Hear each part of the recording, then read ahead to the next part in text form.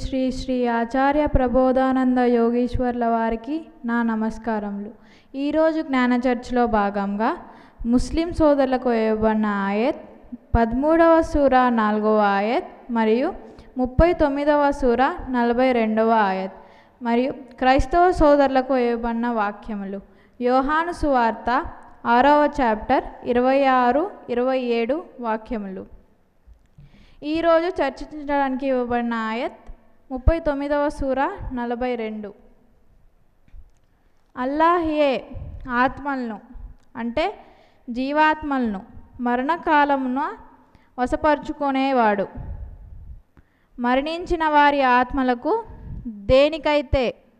దేనికైతే మరణము నిర్ణయింపబడుతుందో దాన్ని తన వద్దే ఆపుకొని మిగతా వారి ఆత్మలను నిర్ణీత సమయము వరకు తిరిగి పంపుతాడు. ఇందులో ఆలోచించే వారికి గొప్ప సూచనలు ఉన్నాయి. ఇక్కడ లాస్ట్లో సూచనలు ఉన్నాయి అన్నారు. అసలు సూచనలు అంటే ఏంటి? సూచనలు అంటే అల్లా అజ్ఞానుల్ని జ్ఞానులుగా మార్చడానికి కొన్ని సూచనలు ఇచ్చారు. ఆ సూచనలే 3 గ్రంథాలుగా ఉన్నాయి: భగవద్గీత, బైబుల్, ఖురాన్. ఇదే తౌరాత్ అంటే భగవద్గీత, బైబుల్ అంటే ఇంజిల్, ఖురాన్. మా నానమ్మ ఖురాన్ని అరబ్బీలోనే చదవాలి అంటుంది. నాకు దేవుని జ్ఞానం, దేవుని భావం తెలుసుకోవాలంటే తెలుగులోనే చదివితేనే కంఫర్టబుల్. అరబ్బీలో అంటే దేవుని జ్ఞానం తెలియాలి, కానీ అరబ్బీలో చదివితే ఏంటి, తెలుగులో చదివితే ఏంటి, అరబ్బీలో చదివితే ఏంటి? అంటే మనకు అర్థమయ్యే భాషలో మనం చదవాలి. అల్లా ఈ భాషలోనే చదవాలి అని ఎక్కడా చెప్పలేదు. దేవుని జ్ఞానం ఇప్పుడు 39వ సూర 42 ఆయత్లో చూస్తే, మరణించే వారి ఆత్మలను అల్లా మిమ్మల్ని ఆపుకుంటాడు ఖరారైనప్పుడు. అంటే ఖరార్ అంటే ఆఖరి మరణం అప్పుడు ఆపుకుంటాడు. అంటే కర్మలు లేకుండా పోయినప్పుడు ఆఖరి మరణం వస్తుంది. అక్కడ మన ఆపుకుంటాడు, జీవాత్మలను ఆపుకుంటాడు అని ఉంది. ఆఖరి మరణం గురించి చెప్తున్నారు. ఆఖరి మరణం ఎప్పుడు వస్తుంది? కర్మలు లేకుండా పోయినప్పుడు. అంటే అసలు కర్మలు పూర్తిగా లేకుండా పోయినప్పుడు ఆఖరి మరణం వస్తుంది. తన వద్దే ఆపుకోవడం అంటే మోక్షానికి తీసుకువెళ్తాడు. ఇందులో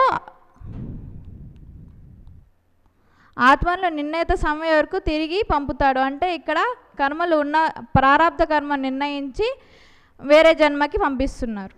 ఖుదాఫిజ్. స్వామివారికి నమస్కారములు.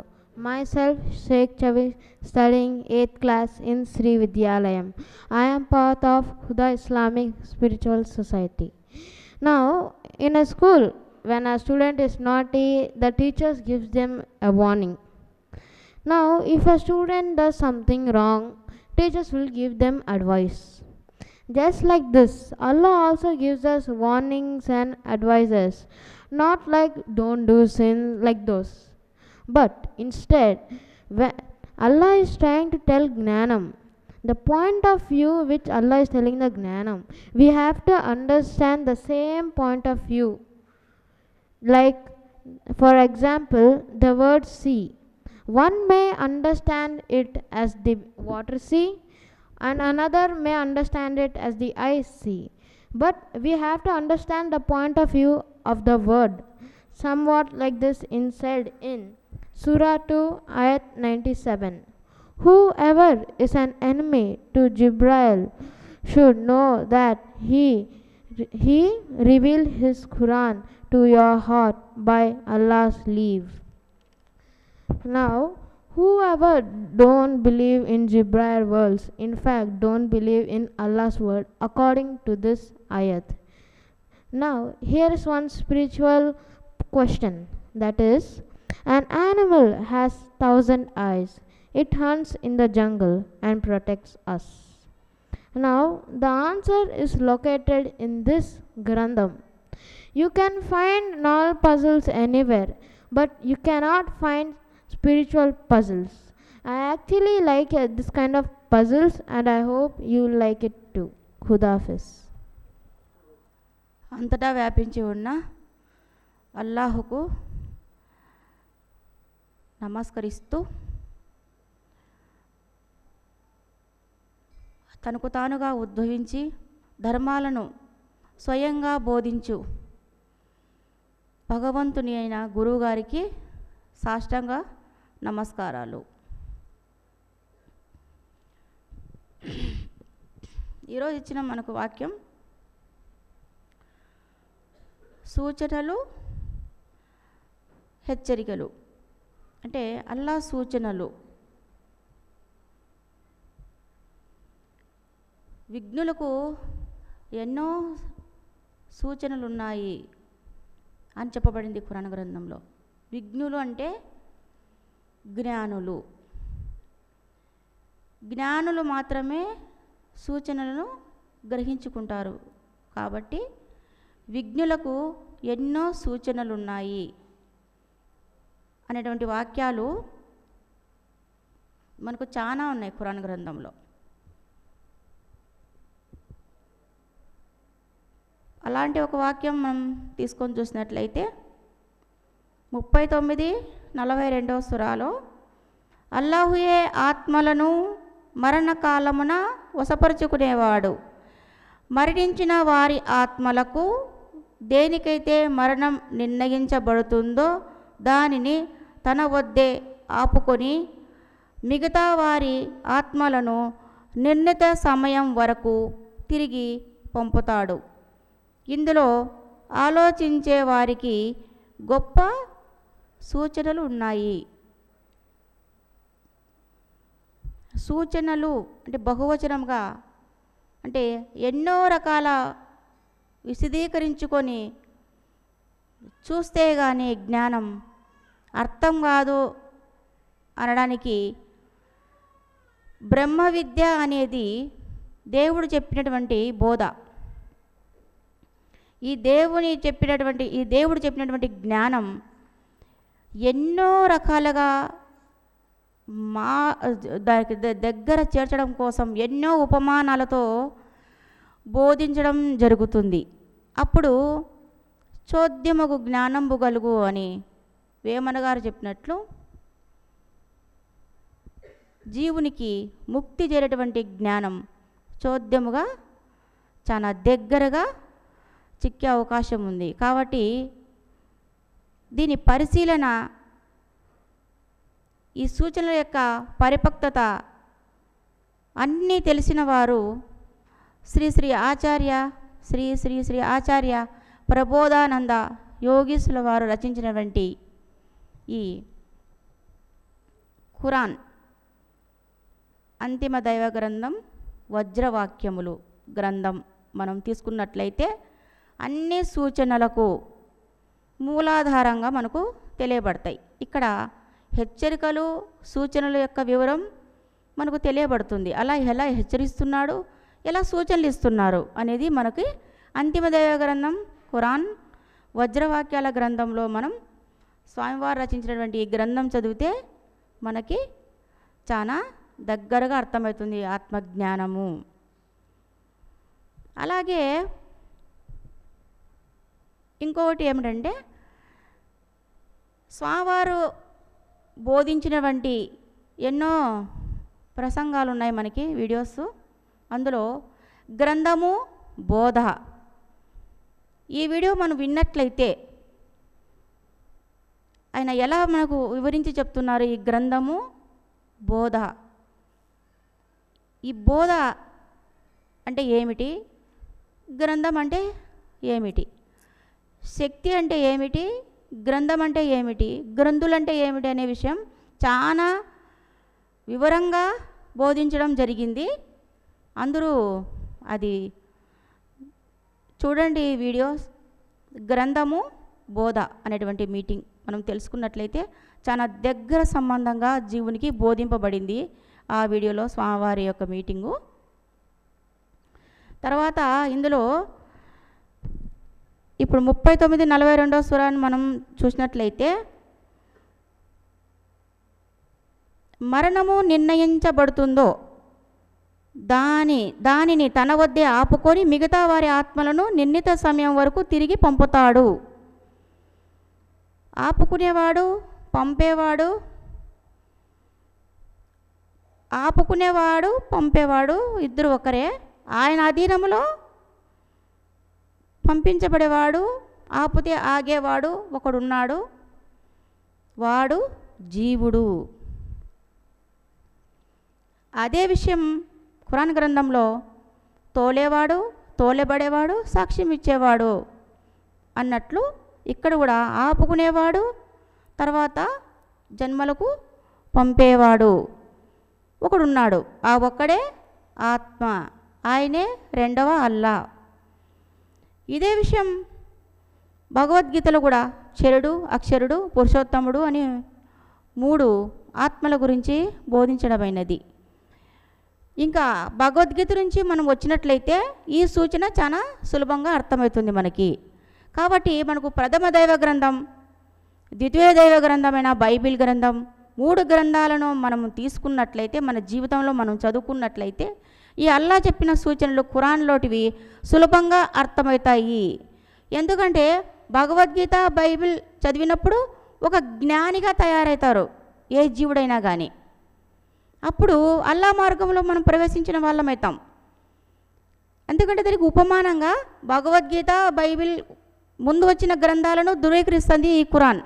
కాబట్టి అల్లా మాట మీద గౌరవంతో, అల్లాకు ఎంతో గౌరవిస్తూ ఆయన చెప్పినటువంటి గ్రంథాలు ఏవైతే ఉన్నాయో మనం ముందు నుంచి వచ్చినట్లయితే, ముందు వచ్చిన ప్రథమ దైవ గ్రంథం, రెండొచ్చిన ద్వితీయ దైవ గ్రంథం మన జీవితంలో మనం తీసుకున్నట్లయితే ఖురాన్ గ్రంథంలోని ఆయాతుల యొక్క సూచనలు మనకి బాగా దగ్గరగా అర్థమయ్యే అవకాశం ఉంది. కాబట్టి మనం అక్కడి నుంచే రావాల్సిందిగా కోరడమైనది. అల్లాకు కూడా అదే బోధించారు. కాబట్టి ఇక్కడ ఈ వాక్యం కొందరికి అర్థం అయినా చాలామందికి అర్థం కాక ఉండవచ్చు. దానినే వివరంగా చెప్పుకుంటే, ప్రతిదినము ప్రతి మనిషి నిద్ర అనబడు చావులోనికి పోతున్నాడు. నిద్రపోయినవాడు, చచ్చినవాడు ఇద్దరూ ఒకటేలాగా కనపడుచుందురు. శరీరంలోని ఆత్మ అధీనంలో నిద్రపోయిన వాడు ఉండును. ఆత్మ వాని కర్మను బట్టి వాడు ఇంకా బతకవలసి ఉంటే అదే శరీరంలోనే మెలకువలోకి పంపును. అట్లు కాక ఆ జన్మ కర్మ అంతయు అయిపోయి ఉంటే వానిని రెండవ జన్మకి పంపును. రెండవ జన్మ లేదని ముస్లిం సమాజం అనుకుంటున్నారు. రెండవ జన్మ ఉందనుటకు సాక్ష్యంగా ఖురాన్ గ్రంథంలో అనేక ఆయాతులు గలవు. రెండో జన్మ ఉన్నదని ఖురాన్ వాక్యంలో ఇప్పుడు చూచి, రెండో జన్మ ఉన్నదని నిర్ణయంకు వచ్చిన తర్వాత అంతిమ దినమున ఏమి జరుగుతున్నదో తెలియని విషయం తెలుసుకుందాం. రెండవ జన్మకు సంబంధించిన వాక్యాలు ఇప్పుడు చూద్దాం. వజ్రవాక్యాలు అనేటువంటి గ్రంథంలో రెండవ జన్మ గురించి అల్లాహు ఆత్మలను ఎలా వశపరుచుకుంటాడో, మరణం ఖరారైనటువంటి ఆత్మలను ఎలా ఆయన పంపిస్తాడో జన్మలకి, మరణం ఖరారైన ఆత్మలను తను వశపరుచుకుంటాడో, ఖరారు కాని ఆత్మలను అదే శరీరం నుండే జీవుని మెలకువలోకి పంపిస్తాడు. అంటే నిద్ర, మెలకువ అనేటివి చావు పుట్టుకలతో సమానము. చచ్చిపోయినవాడు, నిద్రపోయినవాడు ఇద్దరు పక్కనే ఉన్నా కానీ ఇద్దరిని మనం పండుకున్నామే అనుకుంటాం. కానీ చనిపోయినాడా, నిద్రపోయినాడా అనే విషయం వాళ్ళు లేచే వరకు కూడా మనకు తెలియదు. కాబట్టి మరణం నిద్రతో సమానంగా ఉంది, మెలకువ జన్మతో సమానంగా ఉందని చెప్పడానికి ఎన్నో సూచనలు ఉన్నాయి ఈ ఖురాన్ గ్రంథంలో. కాబట్టి ఆపుకునేది, లేపేది ఇది ఆత్మాధీనంలో ఉన్నాయని మనం తెలుసుకోవాలి, దేవుని ఆధీనంలో ఉన్నాయని మనం తెలుసుకోవాలి. ఇలాంటి సూచనలు చాలా రకాలుగా మనకు ఖురాన్లో చెప్పబడింది. అది ఎలా అర్థం చేసుకుంటామంటే, మనం 2వ సూరా 117 తీసుకున్నట్లయితే, ఆకాశమును భూమాకాశాలను ప్రప్రథముగా సృష్టించినవాడు ఆయనే. ఆయన ఏ పనైనా సంకల్పించుకున్నప్పుడు దాన్ని అయిపో అంటే చాలు, అది అయిపోతుంది. ఇక్కడ ఆయన ఏ పనైనా చేయదలుచుకున్నప్పుడు అయిపో అంటే చాలు, అది అయిపోతుంది. అన్నప్పుడు మరి ఇదే ఖురాన్ గ్రంథంలో 6 రోజులు అల్లా పని చేశాడు, 7వ రోజు సింహాసనం మీద ఆసీనులైనారు అని ఉంది. మరి ఇది ఎలా అర్థం చేసుకోవాలి మనం? అంటే అయిపోయే అల్లా ఒకరు, 6 దినములు పనిచేసిన అల్లా ఒకరు, ఇద్దరు ఉన్నారని మనము తెలుసుకోవాలి. అదే సూచనలు అంటే గ్రహించుకోవాలి. గ్రాహిత శక్తి కలిగిన జీవులు, జ్ఞానులు ఎవరైనా కానీ గ్రహించుకోవాలి. వాటికి తేడాను మనం తెలుసుకోవాలంటే ఇద్దరున్నారు అల్లాలనే సంగతి తెలుసుకోవాలి. మూడోవాడు ఇన్ని తెలుసుకొని ఆచరించేవాడు ఒకడున్నాడు. ఆదేశించే వాళ్ళు ఒక ఆయన ఉన్నాడు, పని చేసే ఆయన ఒక ఆయన ఉన్నాడు, గ్రహించుకొని మసులుకునేవాడు ఒకడున్నాడు జీవుడు. మొత్తం మీద 3 ఉన్నారనే సత్యం భగవద్గీత నుంచి మనం తీసుకుని భగవద్గీత ఆధారంగా మనం మసులుకున్నట్లయితే, భగవద్గీత, బైబిల్, ఖురాన్ గ్రంథాన్ని మనం జీవితంలో నెలకొల్పుకున్నట్లయితే ఆయన సూచనలన్నీ మనకు చాలా చక్కగా అర్థమయ్యే విధంగా దేవుడు మన బుద్ధికి అందిస్తాడు. అట్లా కాకుండా దైవ ధర్మాలకు వ్యతిరేకంగా ఇది మత ధర్మ గ్రంథమని, ఇది మా మతంలో వారే చదవాలని ఒక నియమాన్ని మనం సృష్టించుకున్నట్లయితే దేవుని యొక్క ఆగ్రహానికి మనం గురిగాక తప్పదు. దేవుడు చెప్పని మాటలు మనము దేవుని మీద వేయడం జరుగుతుంది. అలా చేయడం వల్ల మనము చాలా నష్టపోయే వాళ్ళ జాబితాలో మనం చేరిపోతాం. కాబట్టి దేవుని తరపు నుంచి వచ్చే నష్టాన్ని మనం తీసుకోకూడదు. అది చాలా భయంకరంగా ఉంటుందని దేవుడు చాలా హెచ్చరించి చెప్పారు ఖురాన్ గ్రంథంలో. కాబట్టి దేవునికి వ్యతిరేకంగా మనం ఏది తీసుకోకుండా దేవుడు చెప్పినటువంటి సూచనలు మనం సక్రమంగా స్వీకరించినట్లయితే ఎంతో ఉపాధి ఉంది మనకి అంతిమ దైవ గ్రంథంలో అనేది మనం తెలుసుకొని ముందుకు సాగాలని, ఇంత గొప్ప జ్ఞాన గ్రంథాల సారాన్ని మాకు ఇంత వివరంగా అందజేసినటువంటి శ్రీ శ్రీ శ్రీ ఆచార్య ప్రబోధనంద యోగేశ్వరుల వారి పాదపద్మములను నమస్కరిస్తూ సెలవు. స్వామివారికి నమస్కారం. నేను షేక్ హస్నార్. మనందరికీ అల్లా అంటే చాలా ఇష్టం. ఆయన చెప్పిన ఆజ్ఞలు అనుకొని మనం చాలా కష్టమైన పనులు కూడా చాలా ఇష్టంగా చేస్తుంటాం. ఉపవాసాలు ఉంటాం, జాగారాలు చేస్తాం, ఇంకా చాలా దానాలు చేస్తాం. ఇవన్నీ దేవుని భావానికి సరిగ్గా ఉన్నాయా లేదా అని మాత్రం మనం ఇంకొంచెం బాగా చూసుకోవాలి. మనకి 3 దైవ గ్రంథాలు ఉన్నాయి. ఈ 3 దైవ గ్రంథాలను కొంచెం రీసెర్చ్ చేసి కొంచెం లాజికల్గా దేవుడి భావానికి మనం అనుకున్న భావము కరెక్ట్గా ఉందో లేదో ఒకసారి డబుల్ చెక్ చేసుకుంటే బాగుంటుంది. ఈరోజు సూరా 13 ఆయత్ నంబర్ 4. భూమిలో అనేక రకాల నేలలు ఒకదానికొకటి ఆనుకొని ఉన్నాయి. అందులో ద్రాక్ష తోటలు ఉన్నాయి, పంట పొలాలు ఉన్నాయి, ఖర్జూరం చెట్లు ఉన్నాయి. వాటిలో కొన్ని శాఖలుగా చీలి ఉండగా మరికొన్ని వేరే రకంగా ఉన్నాయి. వాటన్నిటికీ ఒకే నీరు సరఫరా అవుతున్నది. అయినప్పటికీ మేము ఆ పండ్లలో ఒకదానికి మరో దానిపై శ్రేష్టతను ప్రసాదిస్తున్నాము. నిశ్చయంగా విఘ్నులకు ఇందులో ఎన్నో సూచనలు ఉన్నాయి. విఘ్నులు అనగా జ్ఞానమున్నవారు అని అర్థం. ఈ ఆయతు భూమి మీద అనేక రకముల నేలలు ఒకదానికొకటి ఆనుకొని ఉన్నాయని వాక్యంలో చెప్పారు. ఒకే ఫ్యామిలీలో ఉండే చాలామంది సభ్యులు ఉన్నా వాళ్ళందరి బుద్ధి భావాలు ఒక రకంగా ఉండవు. వాళ్ళ బుద్ధి భావాలు వేరే రకంగా ఉంటాయనే దానికి ఉపమానంగా ఈ ఆయతను తీసుకోవాలి. ప్రార్థన అంటే అర్థము, అంటే ముఖ్యమైనది, అర్థన అంటే అర్థించడము. ప్రార్థన అంటే ముఖ్యమైనది అర్థించడము.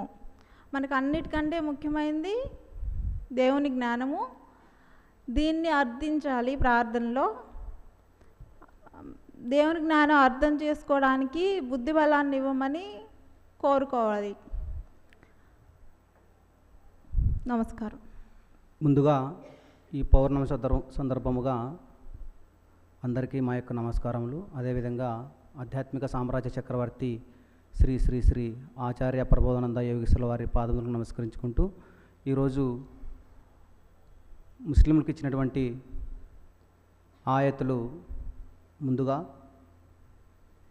13వ సూర 4వ ఆయతు, భూమిలో అనేక రకాల నేలలు ఒకదానికొకటి ఆనుకొని ఉన్నాయి, అందులో ద్రాక్ష తోటలు ఉన్నాయి, పంట పొలాలు ఉన్నాయి, ఖర్జూరపు చెట్లు ఉన్నాయి, వాటిలో కొన్ని శాఖలుగా చీలి ఉండగా మరికొన్ని వేరు వేరు రకములుగా ఉన్నాయి, వాటన్నిటికీ ఒకే నీరు సరఫరా అవుతున్నది. అయినప్పటికీ మేము ఆ పండ్లలో ఒకదానికి మరో దానిపై శ్రేష్టత ప్రసాదిస్తున్నాము. నిశ్చయముగా విఘ్నులకు ఇందులో ఎన్నో సూచనలు ఉన్నాయని మనకి ఈ యొక్క ఆయతులో చెప్పడం జరిగింది. ముఖ్యంగా మనం గమనించవలసింది ఏమంటే, మనకి ముందుగానే 3వ సూర 7వ ఆయతులో మనకి ముతషాబిద్ వాక్యాలు, తర్వాత వచ్చేసి ఇక్కడ మనకి సూక్ష్మ వాక్యాలు, స్థూల వాక్యాలు అని ముఖామాత్ వాక్యాలుగా కూడా చెప్పడం జరిగింది.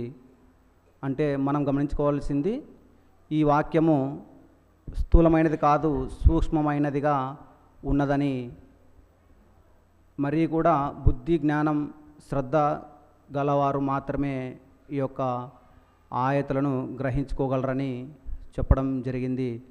అందుకే మనకెవరికి అర్థం కాదనే ఉద్దేశంతోనే స్వాముల వారు ఈ యొక్క ఆయతులను విడమరిచి ఈ సూక్ష్మమైన ఆయతులకు విడమరిచి అర్థం చెప్పడం జరిగింది. ముందుగా ప్రతి ఒక్క ఆయతులోనూ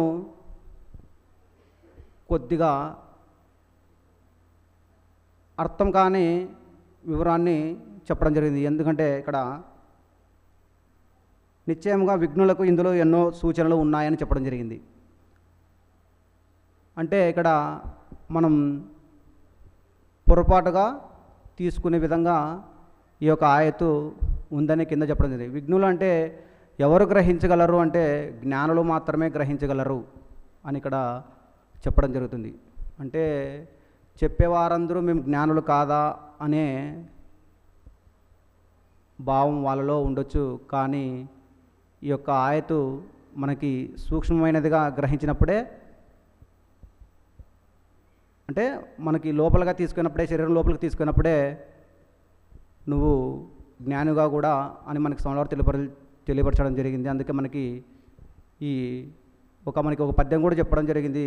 పంచతత్వములను పంచీకరించక మంచి మాటలన్నా ఎతలమన్నా అని చెప్పడం జరిగింది. కొంచెమందు గజము గుడ్డు పెట్టు విదంపు ఆత్మజీవసింగ అఖిల సంఘ అని చెప్పడం జరిగింది. అంటే మనం శరీరేంద్రాంగం గురించి తెలుసుకునేదే ఆధ్యాత్మికం వైపు అడుగులు వేయలేం. ఎందుకంటే మనకి తౌరాత్ గ్రంథంలో కూడా ఈ శరీర హద్దుగానే మనకి గ్రంథం మొత్తం చెప్పడం జరిగింది. అంటే తౌరాత్ గ్రంథం కానీ, ఇంజిల్ గ్రంథం కానీ, ఖురాన్ గ్రంథం కానీ బయటకి ఏ విషయమూ చెప్పలేదు. ఎందుకంటే బయటకు చెప్పడం వలన ఏం ప్రయోజనం లేదు. ఎందుకంటే బయట ఉన్నటువంటిది ప్రతి ఒక్క కార్యం కర్మ ప్రకారం జరుగుతుందని మనకి ముందునే ఖురాన్ గ్రంథం ద్వారా, తర్వాత మనకి తౌరాత్ గ్రంథం ద్వారా, ఇంజిల్ గ్రంథం ద్వారా కూడా తెలియపరచడం జరిగింది. కాబట్టి మనం ఒక ఆయత్కు ఎన్నో వందల ఆయతులు సరి చేసుకోవచ్చు.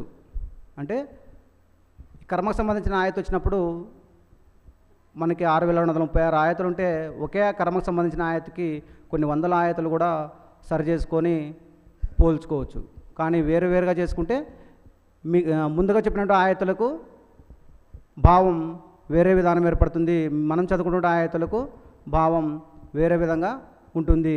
అందుకే మనకి విఘ్నులకు ఎన్నో సూచనలు ఉన్నాయని చెప్పడం. ఇదంతే ముందు మనం జ్ఞానిగా మారాలి అన్నమాట.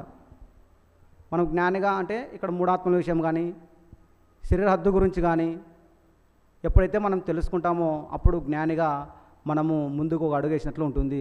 అందుకే మనకు స్వామివారు ఇక్కడ ఏం చెప్పారంటే, విఘ్నులు అనగా జ్ఞానం ఉన్నవారు అనే అర్థం.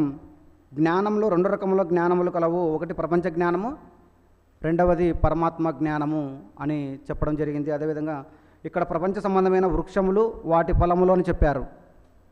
అదంతయు ప్రపంచ జ్ఞానం వలన తెలియనవే. ఇక్కడ వృక్షములు ఇవన్నీ ప్రపంచ జ్ఞానం వలన తెలియనవే అని చెప్పారు స్వామివారు. అయితే ఇందులో సూచనలు ఉన్నాయని కూడా చెప్పారు. అయితే అది ప్రపంచ జ్ఞానమునకు కనిపించవు. మనకి సూచనలు చెప్పారు.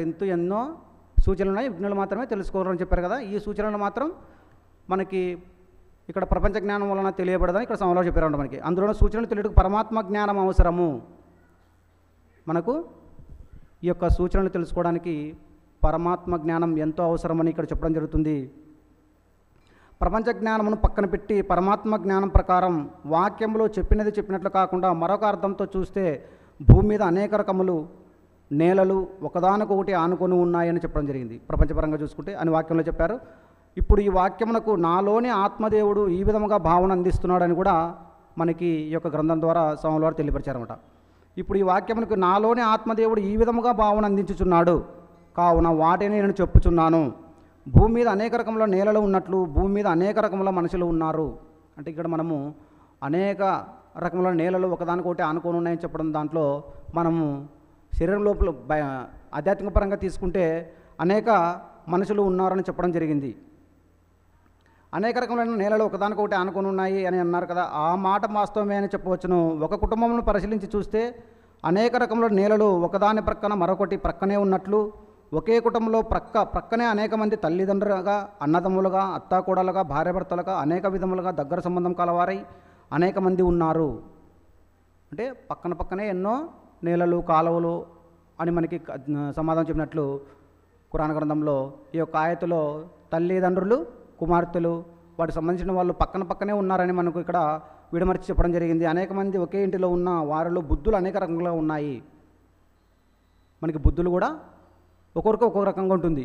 అందుకే మనకి బుద్ధులు కూడా అనేక రకంగా ఉన్నాయి అని కూడా ఇక్కడ సమాధానం చెప్పడం జరిగింది. మనసులోని బుద్ధులు ఉన్నట్లు భూమిలోని అనేక నెలల్లో ద్రాక్ష తోటలు, ఖర్జూర చెట్లు, పంట పొలాలు అనేక రకములుగానే ఉన్నాయి.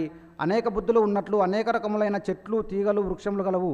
వారి వారి బుద్ధులను బట్టి వారి వారి పాపపుణ్య కర్మ ఫలములు వచ్చినట్లు ఆయా వృక్షమును చెట్ల నుండి పండ్లు, ఫలములు, గింజలు వస్తున్నవి. అనేక చెట్లకు అనేక పండ్లు కాయగా వాటిలో రుచిగలవి, రుచి లేనివి, తీయటివి, చేదువి ఉన్నట్లు మనిషి సంపాదించుకున్న కర్మఫలములు ఒక రకముగా మనిషి సంపాదించే జ్ఞానఫలములు కూడా ప్రత్యేకమైనవిగా కలవు. వృక్షములు, చెట్ల ఫలములు ఒకదానిపై ఒకటి ప్రశేత కలిగి ఉన్నట్లు మనిషికి గల జ్ఞానఫలంలో ఒకదానికి మించి మరొకటి కలదు. దీన్ని బట్టి మనిషి గల జ్ఞానం ఒక్కొక్కరిలో ఒక్కొక్క విధముగా ఉంటూ ఒకరిని మించిన జ్ఞానం మరొకరికి వద్దగలదని ఇక్కడ మనకి ఖురాన్ గ్రంథంతో వజ్రవాక్యాల్లో సోమవారం చెప్పడం జరుగుతుందన్నమాట. భూమి మీద చెట్లు ఎన్ని ఉన్నా భూమి లోపల వేర్లకు కాయఫలములు గలవు. అట్లే భూమి బయట చెట్ల కొమ్మలకు కాయఫలములు రెండు రకములు గలవు. అట్లే ప్రపంచంలో మనుషులకు ప్రపంచ కర్మలు అనేక ఒక రకము ఫలితములు ఉండగా రెండవ రకము జ్ఞానఫలములు కూడా కలవు. భూమిపైన కనిపించినట్లు కాయఫలములను కర్మఫలములుగా లెక్కించవచ్చును. అలాగే భూమి లోపల కనిపించక ఉన్న అనేక ఫలములను జ్ఞానఫలముగా లెక్కించవచ్చును. జ్ఞానఫలములు వేరువేరుగా ఉంటూ వేరు శనగ ఉన్నట్లు తీగ శనగ ఉండదు. రెండు వేరు శనగ అయినా ఒకటి చెట్లు మొదలలో వచ్చే వేర్ల దగ్గర కాయనవి గుత్త శనగ కాగా చెట్ల కొమ్మలు తీగలుగా భూమి మీద ప్రాకగా ఆ కొమ్మలకు దిగిన వేర్లలో కాయు వేరు శనగ తీగ శనగ అంటాము. గుత్తు శనగ, తీగ శనగ రెండు ఆకారంలోను రుచిలోను ఎంతో తేడా కలిగి ఉన్నది. అంటే మనకు ఉన్నటువంటి బుద్ధులలో కానీ ఎన్నో రకాలుగా తేడా ఉంది. మనకి ఇక్కడ ఉదాహరణగా సోమవారు గుత్త శనగ, తీగ శనగ అంటే రెండు రకాలుగా ఉన్నా కూడా మనకి రుచులు వేరుగా ఉన్నట్లు బుద్ధుల్లో కూడా వేరే రకంగా ఉందని చెప్పడం జరిగింది. అదేవిధంగా భూమిలో తయారుగు ముల్లంగి గడ్డకు, ఉర్లగడ్డకు ఆకారంలో రుచులను ఎంతో తేడా కలదు. రెండు గడ్డలు భూమిలోనే పెరిగిన వాటి రుచులు వేరువేరుగా ఉన్నట్లు మనిషి యొక్క బుద్ధి గ్రహించు జ్ఞానము అనేక రకములుగా కలదు. మనిషికి వారికి ఉన్న జ్ఞానంలో తేడా కలదు. చెట్లన్నిటికీ ఒకే నీరు అన్నట్లు అందరూ తెలియనిది ఒకే దేవుని జ్ఞానమే అయినా అది వారికి లభించిన దాన్ని బట్టి ఉండును. ప్రపంచంలో ఉన్నవారందరికీ ఒకటే జ్ఞానమైనా వారి బుద్ధిని బట్టి వారికి అందినదిగా ఉంటుందని ఇక్కడ సోమవారు చెప్తున్నారు అన్నమాట. అక్కడ మనిషి చదువుతున్నది గ్రంథమే అయినా దానిలో వారి బుద్ధికి అర్థమైన దాన్ని బట్టి వారికి జ్ఞానం ఉండును. వారికి ఉన్న జ్ఞానాన్ని బట్టి వారికి జ్ఞానశక్తి లభించి ఉండును. వారికి ఉన్న జ్ఞానశక్తి అందరిలో ఒకే రకము లేకుండా ఒకే స్థాయిలలో కలదు.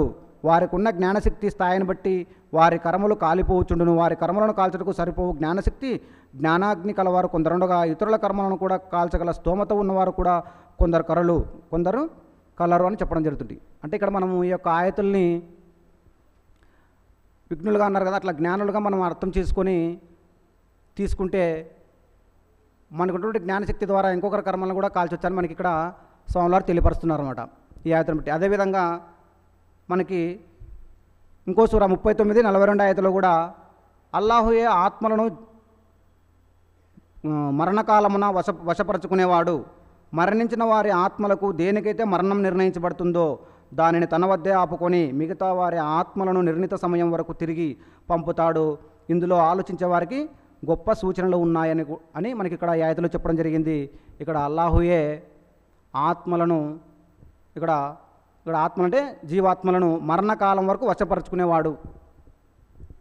తర్వాత మరణించిన వారి ఆత్మలకు దేనికైతే మరణం నిర్ణయించబడుతుందో దానిని తన వద్ద ఆపుకొని మిగతా వారి ఆత్మ నిర్ణీత సమయం వరకు తిరిగి పంపుతాడు అని చెప్పడం జరిగింది. ఇక్కడ నిర్ణీత కాలం వరకు ఉంటారని చెప్పుకుంటే ఇక్కడ జీవునిగా ఉన్నటువంటి వ్యక్తి రోజు నిద్రించడం జరుగుతుంది. నిద్రించిన తర్వాత ఉదయం లేచేంత వరకు నమ్మకం లేదు. అందుకే ఇక్కడ మనకి ఈ ఆయతలో ఏం చెప్పారంటే మరణకాలం వరకు వశపరుచుకునేవాడు. మరణించిన వారి ఆత్మలకు దేనికైతే మరణం నిర్ణయించబడిందో దానిని తన వద్ద ఆపుకొని మిగతా వారి ఆత్మలు నిర్ణీత సమయం వరకు తిరిగి పంపుతాడు. అంటే ఇక్కడ అతనికి ఉన్నటువంటి కర్మ ఎప్పుడైతే అయిపోతుందో నిద్రలో ఉన్నటువంటి వ్యక్తిని మరో జన్మకి పంపడం జరుగుతుందన్నమాట. ఎప్పుడైతే అతని కర్మ అయిపోలేదో అతనిని మెలకువగా లేపడం జరుగుతుంది. ఉదాహరణకు ఒక 2 సంవత్సరాల కిందట మా అమ్మాయి చనిపోవడం జరిగింది. రాత్రి అందరం మాట్లాడుకొని అన్నం తిని పడుకున్నాం. ఉదయం 3 గంటలకి ఆ టైంలో మా అమ్మ పలకలేదనమాట. మా నాన్న లేపినా కూడా లేవలేదు. ఆ తర్వాత చూసి నన్ను లేపడం జరిగింది. అమ్మ ఏమో లేవడం లేదరా నువ్వు చూడు అని. చూస్తే మేము కాళ్ళు చేతులు తిక్కినా కూడా ఏం ప్రయోజనం లేకుండా అయిపోయింది. అంటే 3 గంటలు అంటే రాత్రి మేము అంటే వింతగా అనమాట. రాత్రి మాట్లాడుకునే అందరం అన్నం తిని పండుకున్నాము. ఇది ఈ విధంగా జరగడం ఏమిటి అని మాకు ప్రశ్నగా వచ్చిందనమాట. చూస్తే అమ్మ చనిపోయింది.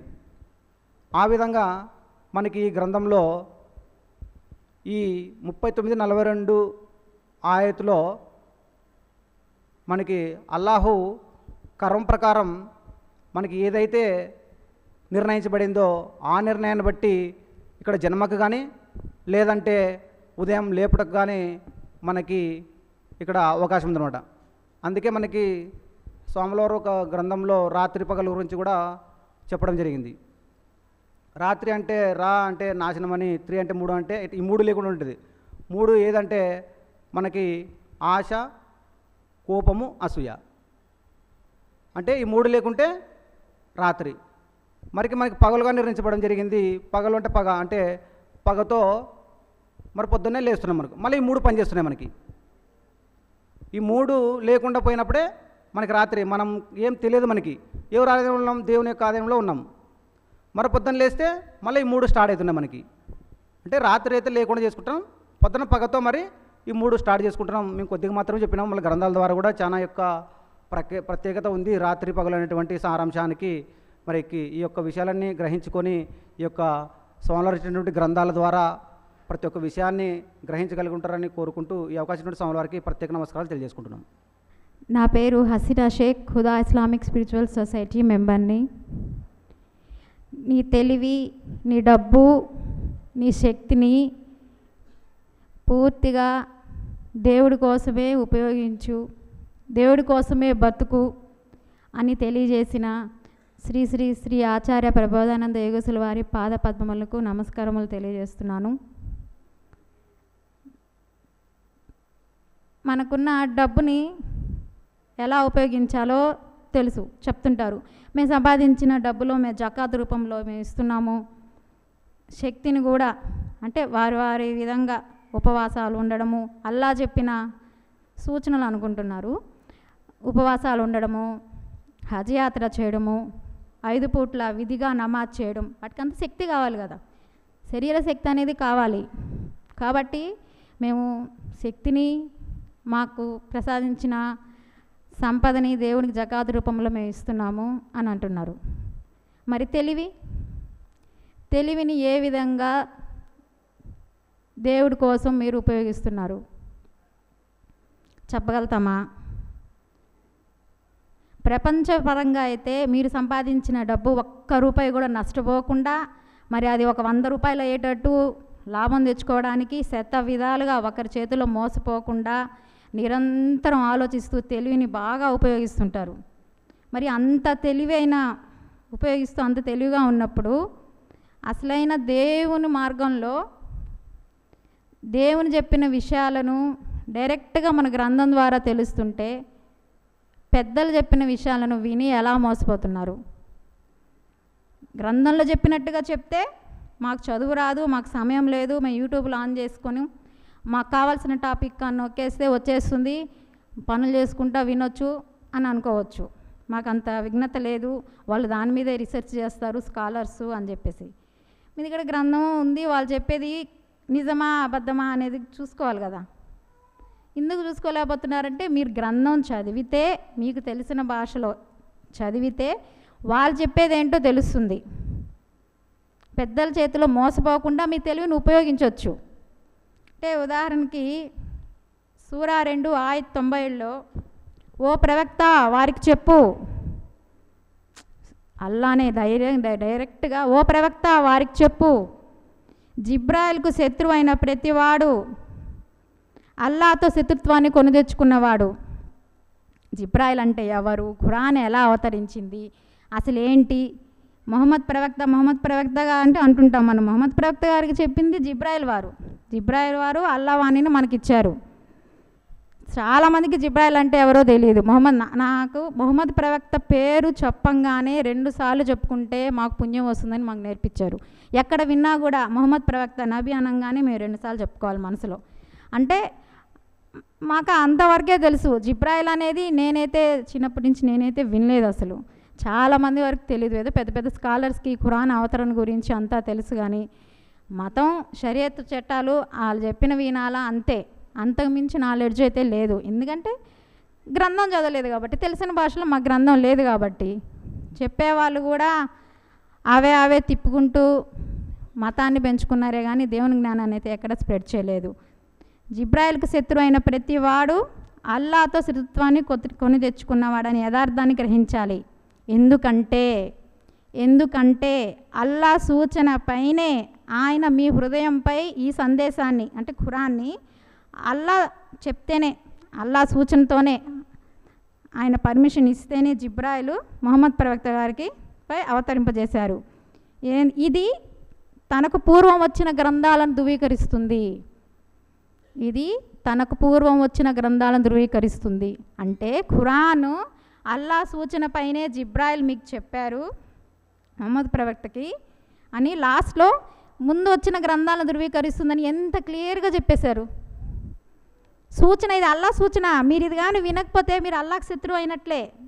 అంటే జిబ్రాయిల్ చెప్పిన మాటను మనం వ్యతిరేకిస్తే జిబ్రాయిల్ శత్రుత్వం. ఇంకా భగవద్గీత బైబిల్ చదవకూడదంటే ఆయన సూచనను మనం వ్యతిరేకించినట్టే కదా. అంటే జిబ్రాయిల్ చెప్పింది వ్యతిరేకిస్తే అల్లాకు శత్రుత్వం అయినట్టే కదా. డైరెక్ట్గా ఆయన దగ్గర నుంచి వచ్చింది. మరి ఇంత క్లారిటీగా ఉన్నప్పుడు ఇప్పుడు నా తెలివి నేనేం చేయాలి? లేదు, అంతిమ దైవ గ్రంథం ఖురాన్ ఇదే, భగవద్గీత బైబిల్లో మడతపెట్టి పెట్టేయాలా? ఇంకా ఖురాన్ చదవకూడదా? ఖురాన్ తప్ప ఇవి చదవకూడదా? అల్లా సూచన వ్యతిరేకించినట్టే కదా, అల్లాతో శత్రుత్వం వచ్చినట్టే కదా. 98లో కూడా ఏమన్నారు? ఎవరు అల్లాకు, ఆయన దూతలకు, ఆయన ప్రవక్తలకు జిబ్రాయిల్ మరియు మీకాయిల్ శత్రువులుగా ఉంటారో అటువంటి అవిశ్వాసులకు అల్లా శత్రువుగా ఉంటాడు. జిబ్రాయిల్కి శత్రువులుగా ఉన్న వాళ్ళు అవిశ్వాసులు, ఇంకా వాళ్ళకి అల్లా శత్రువుగా ఉంటారు. ఎంత ఇది అసలు వార్నింగ్! అసలు ఒక పక్క సూచన, ఒక పక్క వార్నింగు. అల్లా శత్రువుగా ఉంటారంట మనకి. ఎందుకు? ఆయన చెప్పిన సూచన. భగవద్గీత బైబిల్ని మనం చదవకపోతే ఎలాగా? కాబట్టి ఆయన సూచనలని, ఆయన హెచ్చరిక అంటే ఏంటి? మనం దైవ మార్గంలో ముందుకు పోవడానికి మన తండ్రి బిడ్డకు చెప్పే హెచ్చరిక, అది ఫాలో అవుతూ ఆయన మార్గంలో ముందుకు పోవాలని ఆశిస్తూ ముగిస్తున్నాను. అల్లా జ్ఞానాన్ని నా బుద్ధికి అందించినటువంటి శ్రీ శ్రీ శ్రీ ఆచార్య ప్రబోధానంద యోగేశ్వర గురువు గారి పాదపద్మములకు నమస్కారం చేసుకుంటూ, ఇప్పుడు ముస్లింలకు ఇచ్చిన ఆయతులు సూరా అర్రాద్ 13వ అధ్యాయం 4వ ఆయత్తు, సూరా జుమర్ 39వ అధ్యాయం 42వ ఆయతులను ఇచ్చి ఉన్నారు. సూర అర్రాత్ 13వ అధ్యాయం 4వ ఆయత్తు. భూమిలో అనేక రకాల నేలలు ఉన్నాయి, అందులో ద్రాక్ష తోటలు ఉన్నాయి, పంట పొలాలు ఉన్నాయి, ఖర్జూరపు చెట్లు ఉన్నాయి. వాటిలో కొన్ని శాఖలుగా చీలి ఉండగా మరికొన్ని వేరు రకముగా ఉన్నాయి. వాటన్నింటికీ ఒకే నీరు ప్రవహిస్తుంది. ఒకదానికొకటి ఉత్తమంగా ఉన్నట్లు చేశాము. నిత్యంగా వీటన్నింటిలో అర్థం చేసుకోగలిగే వారి కోసం ఎన్నో సూచనలు ఉన్నాయి అంటున్నారు. అంటే సూరా జుజుమార్ 39వ అధ్యాయం 42వ ఆయత్తులో అల్లాహే సూరా జుజుమార్ 39వ అధ్యాయం 42వ ఆయత్తులో కూడా ఏం చెప్తున్నారంటే,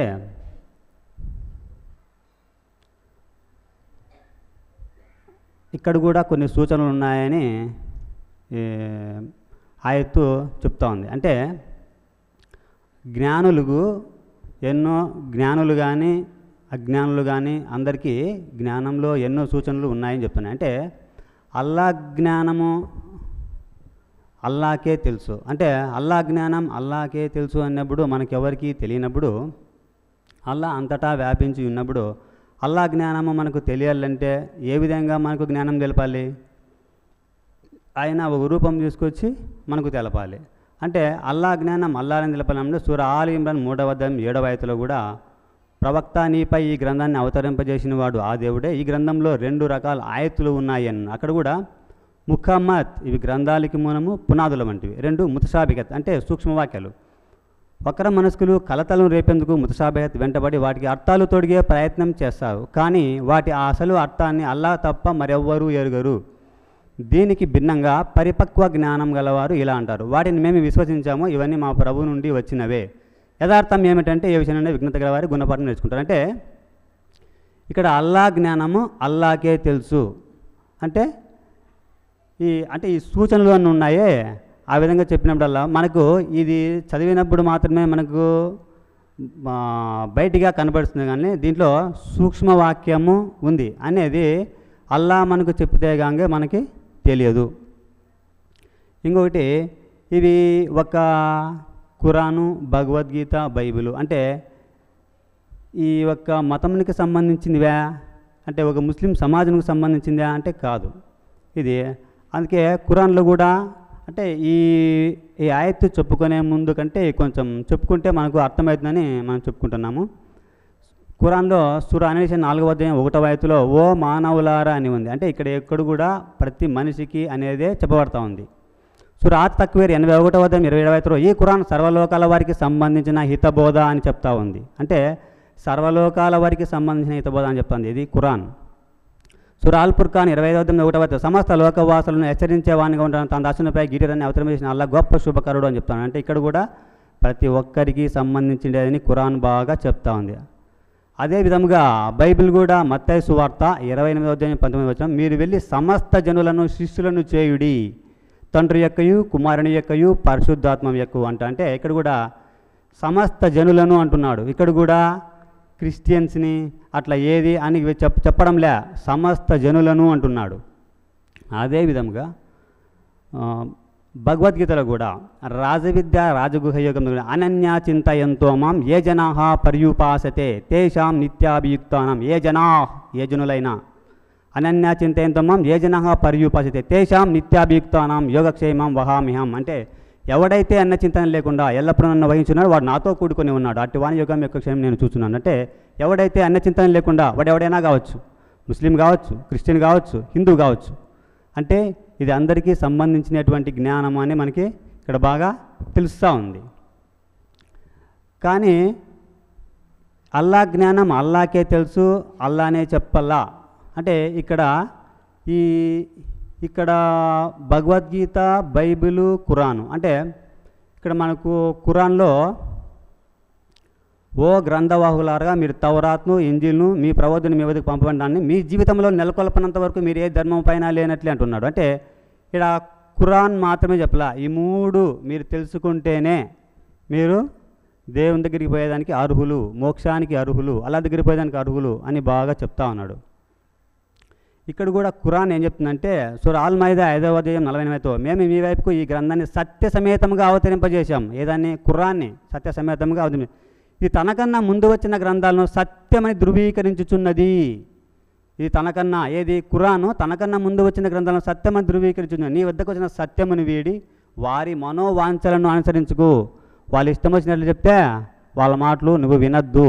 నీ ఖురాన్ ఏదైతే చెప్పబడుతుందో అది మాత్రమే నువ్వు తెలుసుకో అని చెప్తున్నాడు. అంటే అల్లా జ్ఞానం అల్లాకే తెలుసు అనేది తెలుస్తూ ఉంది. ఇక్కడ ఈ జ్ఞానము ప్రతి ఒక్కరికి అనేది తెలుస్తూ ఉంది.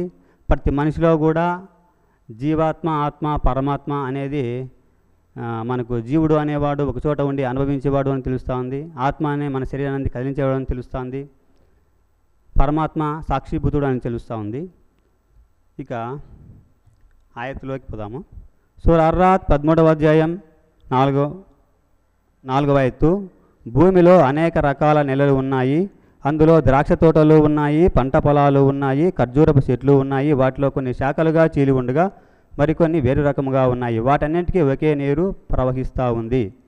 అంటే భూమిలో అనేక రకాల నేలలు ఉన్నాయి. మామూలుగా ప్రపంచపరంగా చూస్తే మనము భూమిలో నేలలు రకరకాల నేలలు, గరుగు నేలలు, ఇసుక నేలలు, సౌడు నేలలు అని ఆ విధంగా మనం చెప్తాం కదా. ఈ విధంగా భూమిలో అనేక రకాల నేలలు. ఇది స్థూలంగా మనకు బయటికి కనిపించినా కూడా భగవద్గీత కానీ, బైబిల్ కానీ, ఖురాన్ కానీ మనకు లోపల ఏం చెప్పబడుతుందంటే దైవజ్ఞానమే తెలుపబడుతుంది కానీ బయట ప్రపంచపరంగా ఉండేదాన్ని తెలియపరచదు. ఇది మనకు బయటికి ప్రపంచపరంగా తెలియపరిచేదానిగా ఉన్నట్లుగా ఉన్నప్పటికీ దీంట్లో సూక్ష్మవాక్యము దాగి ఉంది. అందుకోసమే నేను ఇంతకు ముందు మీకు ఇది సూక్ష్మవాక్యము అని చెప్పబడింది. సూర ఆల్ ఇమ్రాన్ 3వ ఆయత్తులో సూక్ష్మవాక్యం చెప్పబడిందని చెప్పబడింది. భూమిలో ఇట్లా భూమిపైన ఏవైతే రకరకాలుగా నెలలు ఉన్నాయో ఆ విధంగా భూమిపైన కూడా ఒకే కుటుంబంలో రకరకాల మనుషులు ఉన్నారు. భూమిలో అనేక రకాల నెలలు ఉన్నాయి, అందులో ద్రాక్ష తోటలు ఉన్నాయి, పంట పొలాలు ఉన్నాయి, ఖర్జూరపు చెట్లు ఉన్నాయి. వాటిలో కొన్ని శాఖలుగా చీలి ఉండగా మరికొన్ని వేరే రకముగా ఉన్నాయి. అంటే మనుషుల్లో వారి వారి బుద్ధిని బట్టి వాళ్ళు వేరు రకాలుగా ఉన్నారు. వారి వారి బుద్ధిని బట్టి వారు సంపాదించుకున్న కర్మఫలాలు కూడా వేరువేరుగా ఉన్నాయి. దాన్నే మనకు గ్రంథంలో తెలియపరుస్తున్నారు. వేరువేరుగా ఉన్నాయి. ద్రాక్ష తోటలు ఉన్నాయి, పంట పొలాలు ఉన్నాయి, ఖర్జూరపు చెట్లు ఉన్నాయి. వాటిలో కొన్ని శాఖలుగా చీలి ఉండగా మరికొన్ని వేరు రకముగా ఉన్నాయి. అంటే వాటిలో వాళ్ళకి ఇప్పుడు మామూలుగా పాపపుణ్యములు సంపాదించుకుంటే ఆ పాపపుణ్యాలు అవి వారి వెంబడే వస్తాయి. అది కూడా చెప్పబడింది. సూరానిసి 4వ అధ్యాయం 111. ఎవడైనా పాపాన్ని మూట కట్టుకుని ఉంటే అతని మూట అతని పైనే పడుతుంది. అల్లా ప్రతి తెలిసిన వాడు వివేచనపరుడు. అంటే ఎవరైతే పాపపుణ్యాలను మూట కట్టుకుంటారో అవి వాటిపైనే పడతాయి. కాబట్టి వాళ్ళు పాపపుణ్య ఫలాలు సంపాదించుకుంటే పాపలనే, జ్ఞాన ఫలాలు సంపాదించుకుంటే జ్ఞాన ఫలాలే వస్తాయి. ఆ విధంగా బయట మనకు ఫలాలు ఏ విధంగా ఉన్నాయో అట్లా చెట్లకు సంబంధించిన ఫలాలు ఏ విధంగా ఉన్నాయో వాటిని సూక్ష్మంగా కూడా మనకి ఇక్కడ తెలియపరిచినాడు. వాటన్నింటికీ ఒకే నీరు సరఫరా అవుతున్నది. వాటన్నింటికీ ఒకే నీరు సరఫరా అంటే అందరికీ ఒకే జ్ఞానమే చెప్పబడతా ఉంది. వాటని ఒకే జ్ఞానం చెప్పబడతా ఉన్నప్పుడు అక్కడ కొందరికి కొంచెము శ్రద్ధవాన్ లభతే జ్ఞానం, జ్ఞానయోగ మధ్య 39వ శ్లోకంలో శ్రద్ధవాన్ లభతే జ్ఞానం అని చెప్పబడుతుంది. అంటే శ్రద్ధను బట్టి కొందరికి కొంత జ్ఞానాన్ని గ్రహించవచ్చు, కొందరు కొంత జ్ఞానాన్ని గ్రహించవచ్చు. అంటే జ్ఞానులే కావచ్చు, కానీ అక్కడ వారి వారి శ్రద్ధను బట్టి జ్ఞానము అందుతూ ఉంది. దాన్ని ఏ విధంగా చెప్పినానంటే స్వాముల వారు మామూలుగా చెనిక్కాయలు అన్నీ ఒకటే, కానీ వాటిలో భూమిలో పండేటువంటి కాయలు వేరు, తీగ కాయలు వేరు. భూమిలో పండేటువంటి కాయలకి చెనిక్కాయలే, తీగకు పండేటువంటి చెనిక్కాయలే, కానీ వాటిలో ఉన్నటువంటి రుచికి మనకు ఏ విధంగా అయితే తేడా ఉంటుందో ఆ విధంగా జ్ఞానుల్లో ఒక్కొక్కరికి ఒక్కొక్క రకమైన తేడా ఉంటుందన్నమాట. అంటే వారి శ్రద్ధను బట్టి ఆ విషయాన్నే ఇందులో సూర అర్రాత్ 13వ అధ్యాయం 4వ ఆయత్తులో చెప్పబడి ఉంది. ఇంకొక వాక్యము సూర అజ్-జుమర్ 39వ అధ్యాయం 42వ ఆయత్తు, అది కూడా చూద్దాము.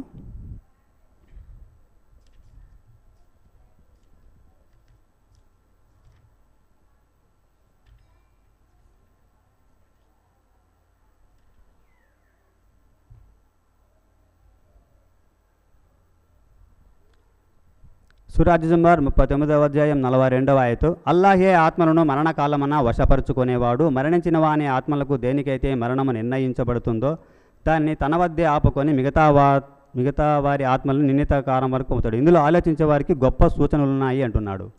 అంటే ఇక్కడ ఆత్మ గురించి మనకు చెప్పబడుతుంది. అంటే మనము శరీరంలో ఉన్నా కూడా మన శరీరాన్ని అంతా ఆడించేటువంటి శక్తి ఒకటి ఉంది. ఇంతకు ముందరే మనం చెప్పుకున్నాం, జీవాత్మ, ఆత్మ, పరమాత్మ అని చెప్పుకుంటున్నాం. దాన్నే ఖురాన్లో ఏమంటారంటే సురకాఫ్ 50వ అధ్యాయం 20. ప్రతి వ్యక్తి తన వెంట తనను తీసుకొచ్చేవాడు ఒకడు, సాక్ష్యం ఇచ్చేవాడు ఒకడు, ఉన్న స్థితిలో హాజరవుతాడు అంటాడు. ఈ సూరా కంటే ముందు కొంత విషయాన్ని మనం తెలియపరుచుకుందాము. మనము శరీరంలో ఉన్నాము అంటే ఇప్పుడు మనము ప్రతి పని చేస్తున్నాం. అది కర్మ ప్రకారంగా వచ్చేది కావచ్చు, ఏదైనా కావచ్చు. అంటే కానీ జ్ఞాన ప్రకారంగా అది శ్రద్ధావాన్ లేకపోతే జ్ఞానంగా ఆధారపడి ఉంటుంది. కర్మ ప్రకారంగా వచ్చేది మన ప్రతిదీ కర్మ ప్రకారమే చేస్తూ ఉన్నాము అంటున్నాం. చేసేవాడు ఎవరు? ఆత్మే. ఆత్మ మనల్ని అందరినీ ఆడిస్తూ ఉంది. మామూలుగా మనము ప్రతి ఒక్కరూ ఈ భగవద్గీత కావచ్చు, బైబిల్ కావచ్చు, వాళ్ళు ఏమనుకుంటారంటే దాని ప్రకారమే, అంటే అది సరిగా అర్థం కాని విధంగా మనమే చేస్తున్నాం కదా, మనమే చూస్తున్నాం కదా అంటున్నాడు. కానీ ఇక్కడ ఖురాన్లో ఏమని చెప్తారంటే సూరా అన్-నజ్మ్ 53వ అధ్యాయం 39వ ఆయతు, సూరా అన్-నజ్మ్ 53వ అధ్యాయం 40వ ఆయతు. ప్రతి మనిషి మరి ఆయనే నవ్విస్తున్నాడు. సూరా అన్-నజ్మ్ 53వ అధ్యాయం 43వ ఆయతు. ఆయనే నవ్విస్తున్నాడు, మరి ఆయనే నవ్విస్తున్నాడు, ఆయనే ఏడిపిస్తున్నాడు. ఎవరు? ఆత్మే. శరీరంలో ప్రతి పని చేసేది కూడా ఆత్మే. కానీ మనము దాన్ని నేనే చేసినామని అనుకుంటున్నాము కాబట్టి పాప పుణ్యాలను మనం లెక్క కట్టుకుంటున్నాం. సూరా అన్-నజ్మ్ 53వ అధ్యాయం 43వ ఆయతు. మరి ఆయనే నవ్విస్తున్నాడు, ఆయనే ఏడిపిస్తున్నాడు. ఇంకొకటి సూరా అల్-అన్‌ఆమ్ 6వ అధ్యాయం 96వ ఆయతు. ఉదయాన్నే వెలికి తీసేవాడు ఆయనే. ఉదయాన్నే మనం లేపేవాడు ఎవరు? ఆయనే. ఉదయాన్నే వెలికి తీసేవాడు ఆయనే. ఇంకా రాత్రి సమయంలో నిద్రమనికి పంపేవాడు కూడా ఆయనే. కానీ మనమేమనుకుంటున్నాం? సూరా అల్-అన్‌ఆమ్ 6వ అధ్యాయం 96వ ఆయతులో చెప్పబడి ఉంది. మనం ఖురాన్ ప్రకారంగా ఆధారంగానే మనము ఈ ఆయతులను చెప్పుకుంటున్నాము. ఆయనే లేపుతా ఉన్నాడు, నిద్ర నుంచి ఆయనే లేపుతున్నాడు, నిద్ర నుంచి ఆయన నిద్రలోనికి పంపుతా ఉన్నాడు. కానీ మనం ఏం చెప్తున్నామంటే మనమే నిద్రలోనికి పోతాను, మనమే లేస్తూ ఉన్నాము అనుకుంటున్నాం. అదే పొరపాటు. సూరా ఆల్ ఇమ్రాన్ 3వ అధ్యాయం 6వ ఆయతులో ఏం చెప్తుందంటే మాతృ గర్భాలలో మీ రూపాలను తన ఇష్టానుసారముగా తీర్చిదిద్దేది ఆయనే అంటున్నాడు. అంటే మాతృగర్భాల్లో తన రూపాలను తన ఇష్టానుసారంగా తీర్చిదిద్దేది అంటే ఆత్మే. మన శరీరములో ప్రతి పనికి కారణము ఆత్మే, కర్మకు తప్ప. అంటే మన శరీరాన్ని కదిలించేవాడు ఆత్మ. ఎల్లవేళలా ప్రతి చిన్న పనిని మనము చేపించేవాడు ఆత్మ. ఇంత పని చేస్తున్నాడు కదా, ఆయన మనం ఏమన్నా అనుకుంటున్నామా అంటే అనుకోలేదు. ఇప్పుడు మామూలుగా ఏం చెప్తానంటే సూరా 42వ అధ్యాయం 49, 50 ఆయతులు ఏం చెప్తుందంటే మన శరీరాన్ని భూమి ఆకాశములుగా చెప్పబడి ఉంది. అదే చెప్తే కదా ఇంతకుముందు సూక్ష్మ వాక్యాలుగా సూరా ఆల్ ఇమ్రాన్ 3వ అధ్యాయం 7 చెప్పిన విధంగా సూక్ష్మ వాక్యాలుగా చెప్పబడి ఉంది. సూరా 42, 49, 50లో భూమి ఆకాశముల సామ్రాజ్యము అల్లాహ్దే. ఈ శరీరము భూమి ఆకాశముల సామ్రాజ్యము అల్లాహ్దే. సూరా అల్-బక్రా 2వ అధ్యాయం 255తో భూమి ఆకాశముల సమస్తము ఆయన ఆధీనంలోనున్నది. ఎవరి ఆధీనంలో ఉంది? అల్లాహ్ ఆధీనంలో ఉంది. అల్లాహ్ చెప్పినట్లే మనం నడుచుకుంటున్నాం, చెప్పినట్లే శరీరాన్ని ఆడిస్తున్నాడు. అంతే, మనం కాదు అని బాగా అర్థమవుతా ఉంది.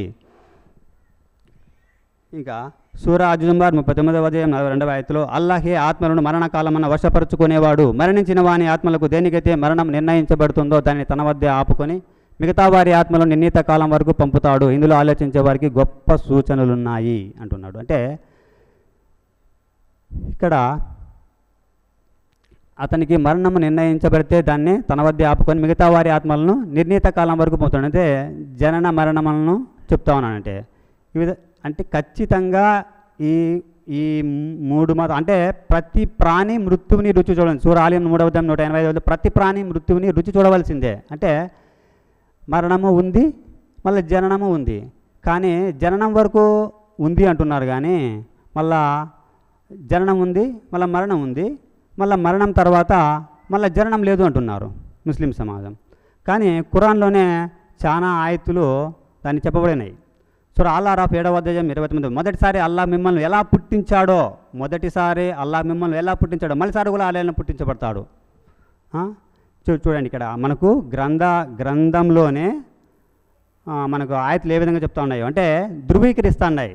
అంటే మళ్ళా మనము పుడుతున్నాము, మళ్ళా చేస్తున్నాము, మళ్ళా పుడుతున్నాం. అంటే ఈ జన్మని ఇవి ఎంతవరకు అంటే మనం కర్మల్ని శేషం లేకుండా చేసుకునేంతవరకు మనకు ఇవి తప్పవు. సూరా అల్ అరాఫ్ 7వ అధ్యాయం 20. మొదటిసారి అల్లాహ్ మిమ్మల్ని ఎలా పుట్టించాడో మళ్ళీసారి కూడా అలానే పుట్టించబడతారు. మళ్ళా సూరా యాసిన్ 36వ అధ్యాయం 68. వృద్ధాప్యానికి చేరిన వారిని మరలా జనతి తీసుకుపోతున్నాం. అంటే వృద్ధాప్యమైన తర్వాత మళ్ళీ చనిపోయిన తర్వాత మళ్ళీ మిమ్మల్ని జనతి తీసుకుపోతున్నాం. అంటే ఇక్కడ కూడా మనకు తెలియబడుతుంది, జననం ఉంది, మరణం ఉంది, మళ్ళా జననం కూడా ఉంది, మనకు బాగా తెలియబడుతుంది. సూరా అల్ అన్ఆమ్ 6వ అధ్యాయం 133. ఇంకా నీ ప్రభు ఏ అక్షరా లేనివాడు, ఆయన కనుక తలుచుకుంటే మీ అందరినీ తుదముట్టించి మిమ్మల్ని వేరొక వంశము నుండి, చూడండి ఇది ముందు జరిగింది, మిమ్మల్ని వేరొక వంశం నుండి పుట్టించినట్లే మిమ్మల్ని కూడా వారి స్థానంలో పుట్టించబడతారు అంటున్నాడు. అంటే ఇంతకుముందు అంటే వేరొక వంశం నుంచి పుట్టించినట్లే అంటున్నాడు. అంటే ఇక్కడ మనకు బాగా అర్థమవుతుంది ఏమంటే జననం తర్వాత మరణం ఉంది, మరణం తర్వాత ఖచ్చితంగా మళ్ళా కూడా జననము ఉంది. దీన్ని ఏమంటారంటే మామూలుగా ముస్లిం సమాజము ప్రళయం వరకు అంటున్నాడు. ప్రళయం వరకు అంటున్నాడంటే సూరా అబసా 80వ అధ్యాయం 19, 20, 21, 22 ఆయతలో అల్లాహ్ అతన్ని పుట్టించాడు, అతని భాగ్యాన్ని నిర్ణయించాడు, అతని జీవన మార్గాన్ని సుగం చేశాడు, తర్వాత మృత్యునిచ్చాడు, సమాధికి చేర్చాడు, తిరిగి ఆయన మనిషిని సమాధి నుండి లేపి నిలబెడతాడు. ఇది కొందరితో మేము వాదించడం జరిగింది. అంటే సమాధి నుంచి లేపి నిలబెడతాడు అంటే ఇక్కడ ముస్లిం సమాజమంతా ఒక మనిషి మరణం పొందిన తర్వాత అతన్ని పూడ్చిపెట్టడం జరుగుతుంది. పూడ్చిపెట్టిన తర్వాత అది ప్రళయం వరకు అట్లనే ఉంటుంది అంటున్నారు. ప్రళయము అంటే మనం మామూలుగా ఏమీ లేదు అనేది అంటే శూన్యం అని, అంటే అది ఎప్పుడైతుందో తెలియదు. అంటే అది ఎక్కడ అనేది మనకు మన గురువు గారు శరీరంలో నుండి పంచభూతములకు సంబంధించినటువంటి, అంటే శరీరము పంచభూత నిర్మితమైనది కదా, ఆకాశము గాలి అగ్ని నీరు భూమి చేత తయారైనటువంటి శరీరం చరప్రకృతిది. ఆ చరప్రకృతి గురించి మనకు చెప్పడంలే, చరప్రకృతి గురించి చెప్పినాడు. అంటే ప్రళయం అంటే ఇక్కడ ఈ శరీరం అయితే ప్రళయం అంటే ఇక్కడ భూమిలో ఉంటుంది. భూమిలో ఉన్న తర్వాత సమాధికి చేర్చబడిన తర్వాత సమాధి నుంచి లేపి నిలబెడతాడు అంటే దానికి కొంత సమయం ఉంది. కొన్ని నెలలు కానీ కొన్ని సంవత్సరాలు కానీ శరీరము కుళ్ళిపోయి మట్టిలో కలిసిపోతుంది. కలిసిపోయిన తర్వాత కొన్ని ఏళ్ళకు కూడా ఎముకలు కూడా కలిసిపోతాయి. ఎట్లా లేపుతాడు అంటే సూరా ఖాఫ్ 50వ అధ్యాయం 3వ ఆయత మేము మరణించి మట్టిగా మారిన తర్వాత, సూరా ఖాఫ్ 50వ అధ్యాయం 3వ ఆయత మేము మరణించి మట్టిగా మారిన తర్వాత, మేము సూరా ఖాఫ్ 50వ అధ్యాయం 3 మేము మరణించి మట్టిగా మారిన తర్వాత ఈ విధముగా మరలా సజీవులై రావడం, మట్టిగా మారిన తర్వాత మళ్ళీ ఈ విధంగా సజీవులై రావడం చాలా అసంభవమైన విషయము అంటున్నాడు. అంటే ఇది ఎంత అంటే మామూలుగా రావడం అది కుదరని పని. అంటే ఈడ ఏం చెప్తున్నాడంటే మేము సమాధి నుంచి లేపబడతారు అన్నప్పుడు ఇక్కడ వాళ్ళు కొన్ని ప్రశ్నలు వేయడం జరిగింది. మేము అంటే సమాధి నుంచి లేపబడతాడు అంటే కొంతమంది నీళ్ళలో కొట్టుకొని పోయి చనిపోయిన వాళ్ళు ఉన్నారు, అగ్నిలో చనిపోయిన వాళ్ళు ఉన్నారు, ఆహుతి అయ్యి వాళ్ళు సమాధి నుంచి లేపబడతారు అంటే దానికి సమాధానం ఉంది అంటే వాళ్ళ దగ్గర లేదు. మళ్ళీ వాళ్ళు ఇంకొక వాక్యం ఉంది, సూరా అల్ బక్రా 2వ అధ్యాయం 118. భూమి ఆకాశమును ప్రప్రథమంగా సృష్టించిన వాడు ఆయన ఏ పనైనా చేసి సంకల్పించుకున్నప్పుడు అయిపోవని అంటే చాలు అది అయిపోతుంది. వాస్తవమే, ఆయన అనుకుంటే సమాధుల నుంచి లేపబడతారు అనేది నిజమే, కరెక్టే. ఈ వాక్యం ఏం చేయాలా? ఈ వాక్యం ఏం చేయాలా? ఖచ్చితంగా జరిగి తీరల్లా. సమాధి నుంచి లేపబడతారు అంటే ఇది సూక్ష్మవాక్యం, స్థూలవాక్యం కాదు. కాబట్టి తల్లి గర్భము అనేది సమాధి నుంచి లేపబడతాడు అనేది మనకు తెలియబడుతుంది. అంటే జనన మరణం అనేది ఉంది, తర్వాత మళ్ళా మా జననం కూడా ఉంది. అంటే మనకు కర్మ శేషం జరిగేంత వరకు మనకు జన్మ ఉంది అనేది తెలియబడుతుందండి. ఈ అవకాశం ఇచ్చినటువంటి గురువు గారికి నమస్కారం చేసుకుంటూ సెలవు తీసుకుంటున్నాను. అంతటా వ్యాపించిన అల్లాను ఆరాధిస్తూ ఈరోజు ముస్లిం మరియు క్రైస్తవుల జ్ఞాన చర్చ సందర్భంగా మాకు ఇవ్వబడిన వాక్యములు, మొదటిది ఖురాన్లో 13వ సూర 4వ ఆయత్తు. భూమిలో అనేక రకాల నేలలు ఒకదానికొకటి ఆనుకొని ఉన్నాయి. అందులో ద్రాక్ష తోటలు ఉన్నాయి, పంట పొలాలు ఉన్నాయి, ఖర్జూరపు చెట్లు ఉన్నాయి. వాటిలో కొన్ని శాఖలుగా చీలి ఉండగా మరికొన్ని వేరే రకంగా ఉన్నాయి. వాటన్నిటికీ ఒకే నీరు సరఫరా అవుతుంది. అయినప్పటికీ మేము ఆ పళ్ళలో ఒకదానికి మరో దానిపై శ్రేష్టతను ప్రసాదిస్తున్నాము. నిశ్చయంగా విఘ్నులకు ఇందులో ఎన్నో సూచనలు ఉన్నాయి. అలాగే రెండవ వాక్యము సూర 39 ఆయత్ 42. అల్లాయే ఆత్మలను వాటి మరణ సమయంలో స్వాధీనం చేసుకుంటాడు. మరణం రాని వారి ఆత్మలను కూడా వాటి నిద్రావస్థలో ఆయన వశపరుచుకుంటాడు. మరి మరణ ఉత్తర్వు ఖరారైన వారి ఆత్మలను ఆపుకుంటున్నాడు. ఇతర ఆత్మలను ఒక నిర్ణీత గడువు వరకు వదిలిపెడుతున్నాడు. చింతన చేసే వారి కోసం ఇందులో ఎన్నో సూచనలు ఉన్నాయి. ఖురాను గ్రంథంలో ఎన్నో సూచనలు అలాగే హెచ్చరికలు అల్లా చెప్పడం జరిగింది. సరే, ఇప్పుడు సూచనలు కానీ హెచ్చరికలు కానీ మనకు మన పెద్దవారు ఎందుకు చెప్తారు అంటే, మనం పొరపాటు చేయకుండా సక్రమ మార్గంలో నడుస్తామన్న ఉద్దేశంతో పెద్దవాళ్ళు మనకి సూచనలు కానీ హెచ్చరికలు కానీ చెప్పడం జరుగుతుంది. అంటే వారి ఉద్దేశం ఏమి? సూచనల ద్వారా హెచ్చరికల ద్వారా మనకి మేలు చేయాలన్నదే వాళ్ళ ఉద్దేశం.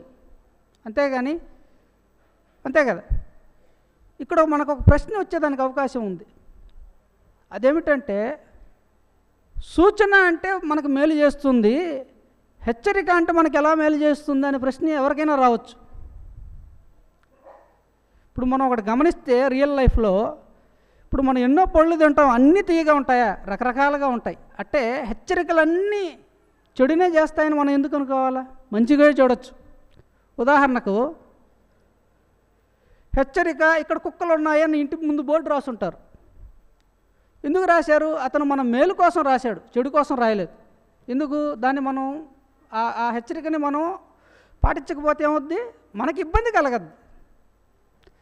అలాగే ఇంకో దగ్గర హెచ్చరిక, హై వోల్టేజ్ తాకరాదు అని ఉంటుంది.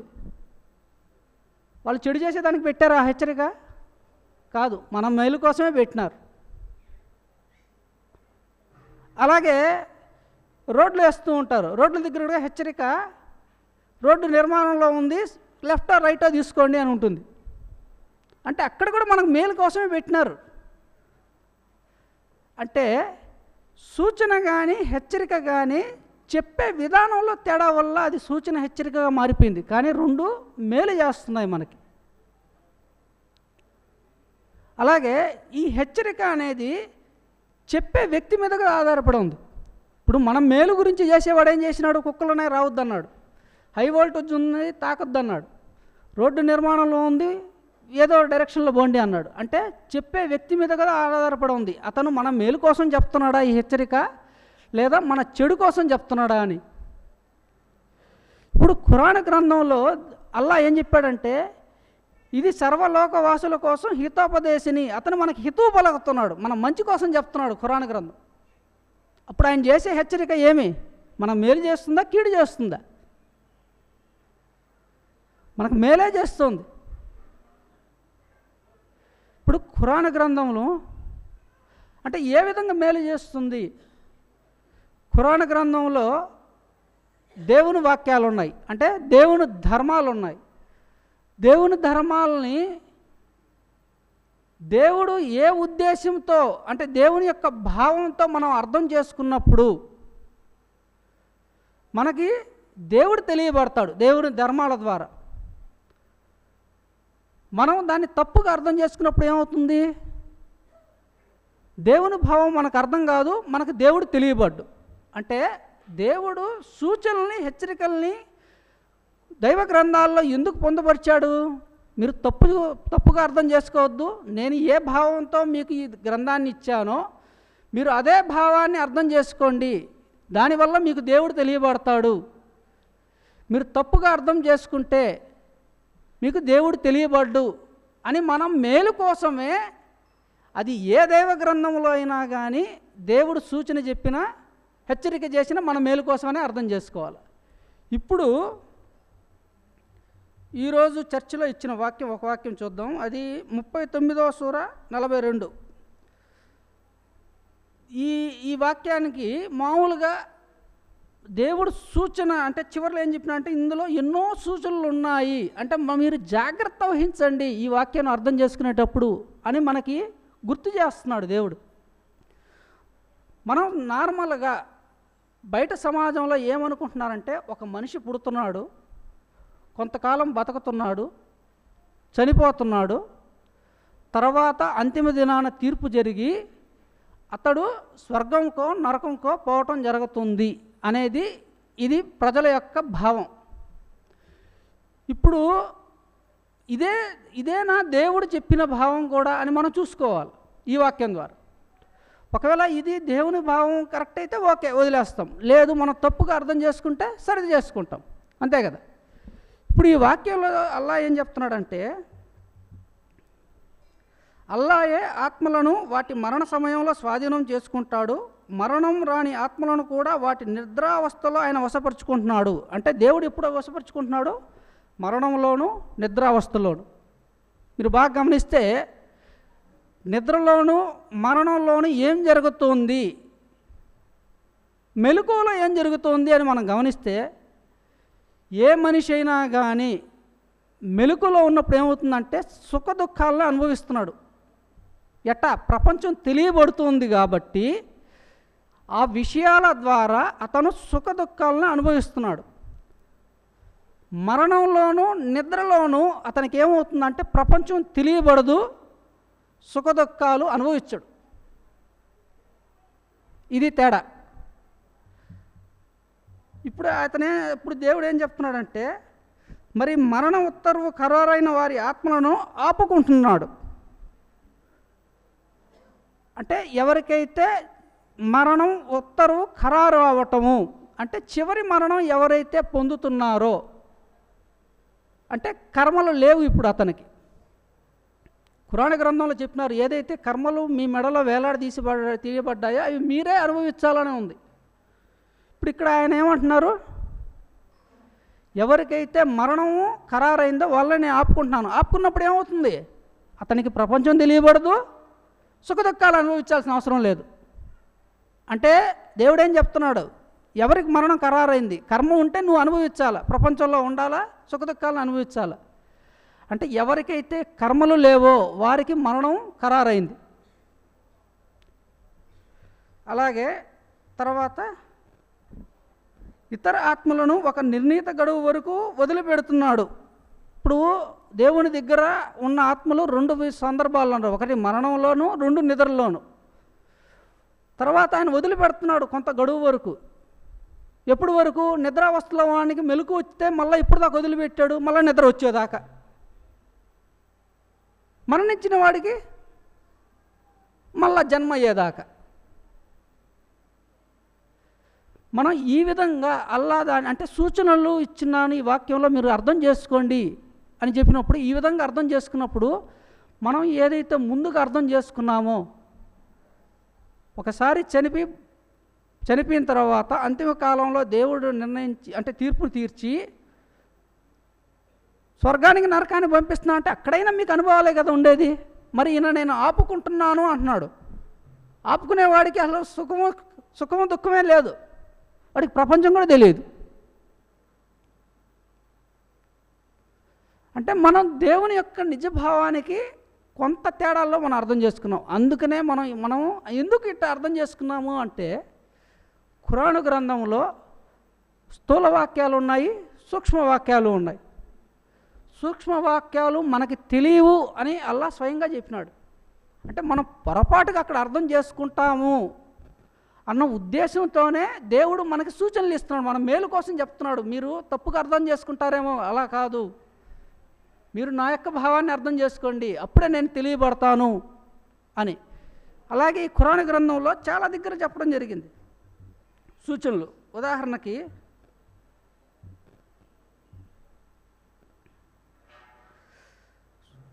సూరా 2:154 ఆయత్తులో అల్లా మార్గంలో చంపబడిన వారిని మృతులు అని అనకూడదు, వారు బ్రతికే ఉన్నారు, కానీ ఆ విషయం మీకు అర్థం కాదు, మీకు ఆ విషయం అర్థం కాదని చెప్తున్నాడు దేవుడు. అల్లా మార్గంలో, అల్లా మార్గం అంటే ఏది?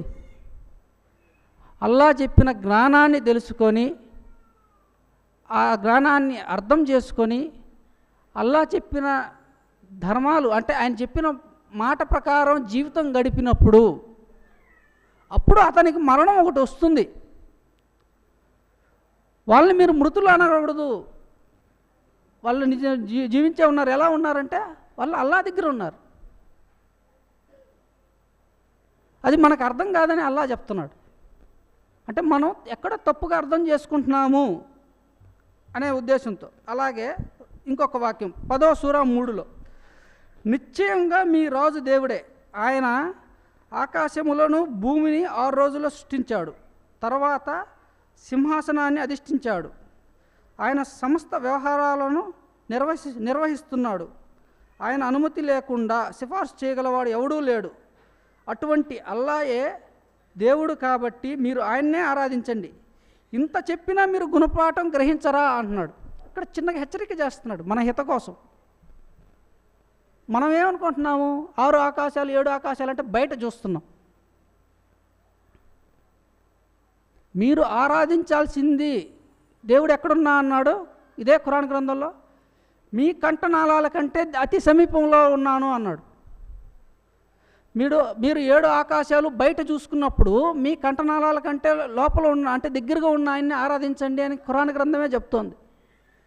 ఈ వాక్యంలో కూడా ఆరాధించమనే చెప్పింది.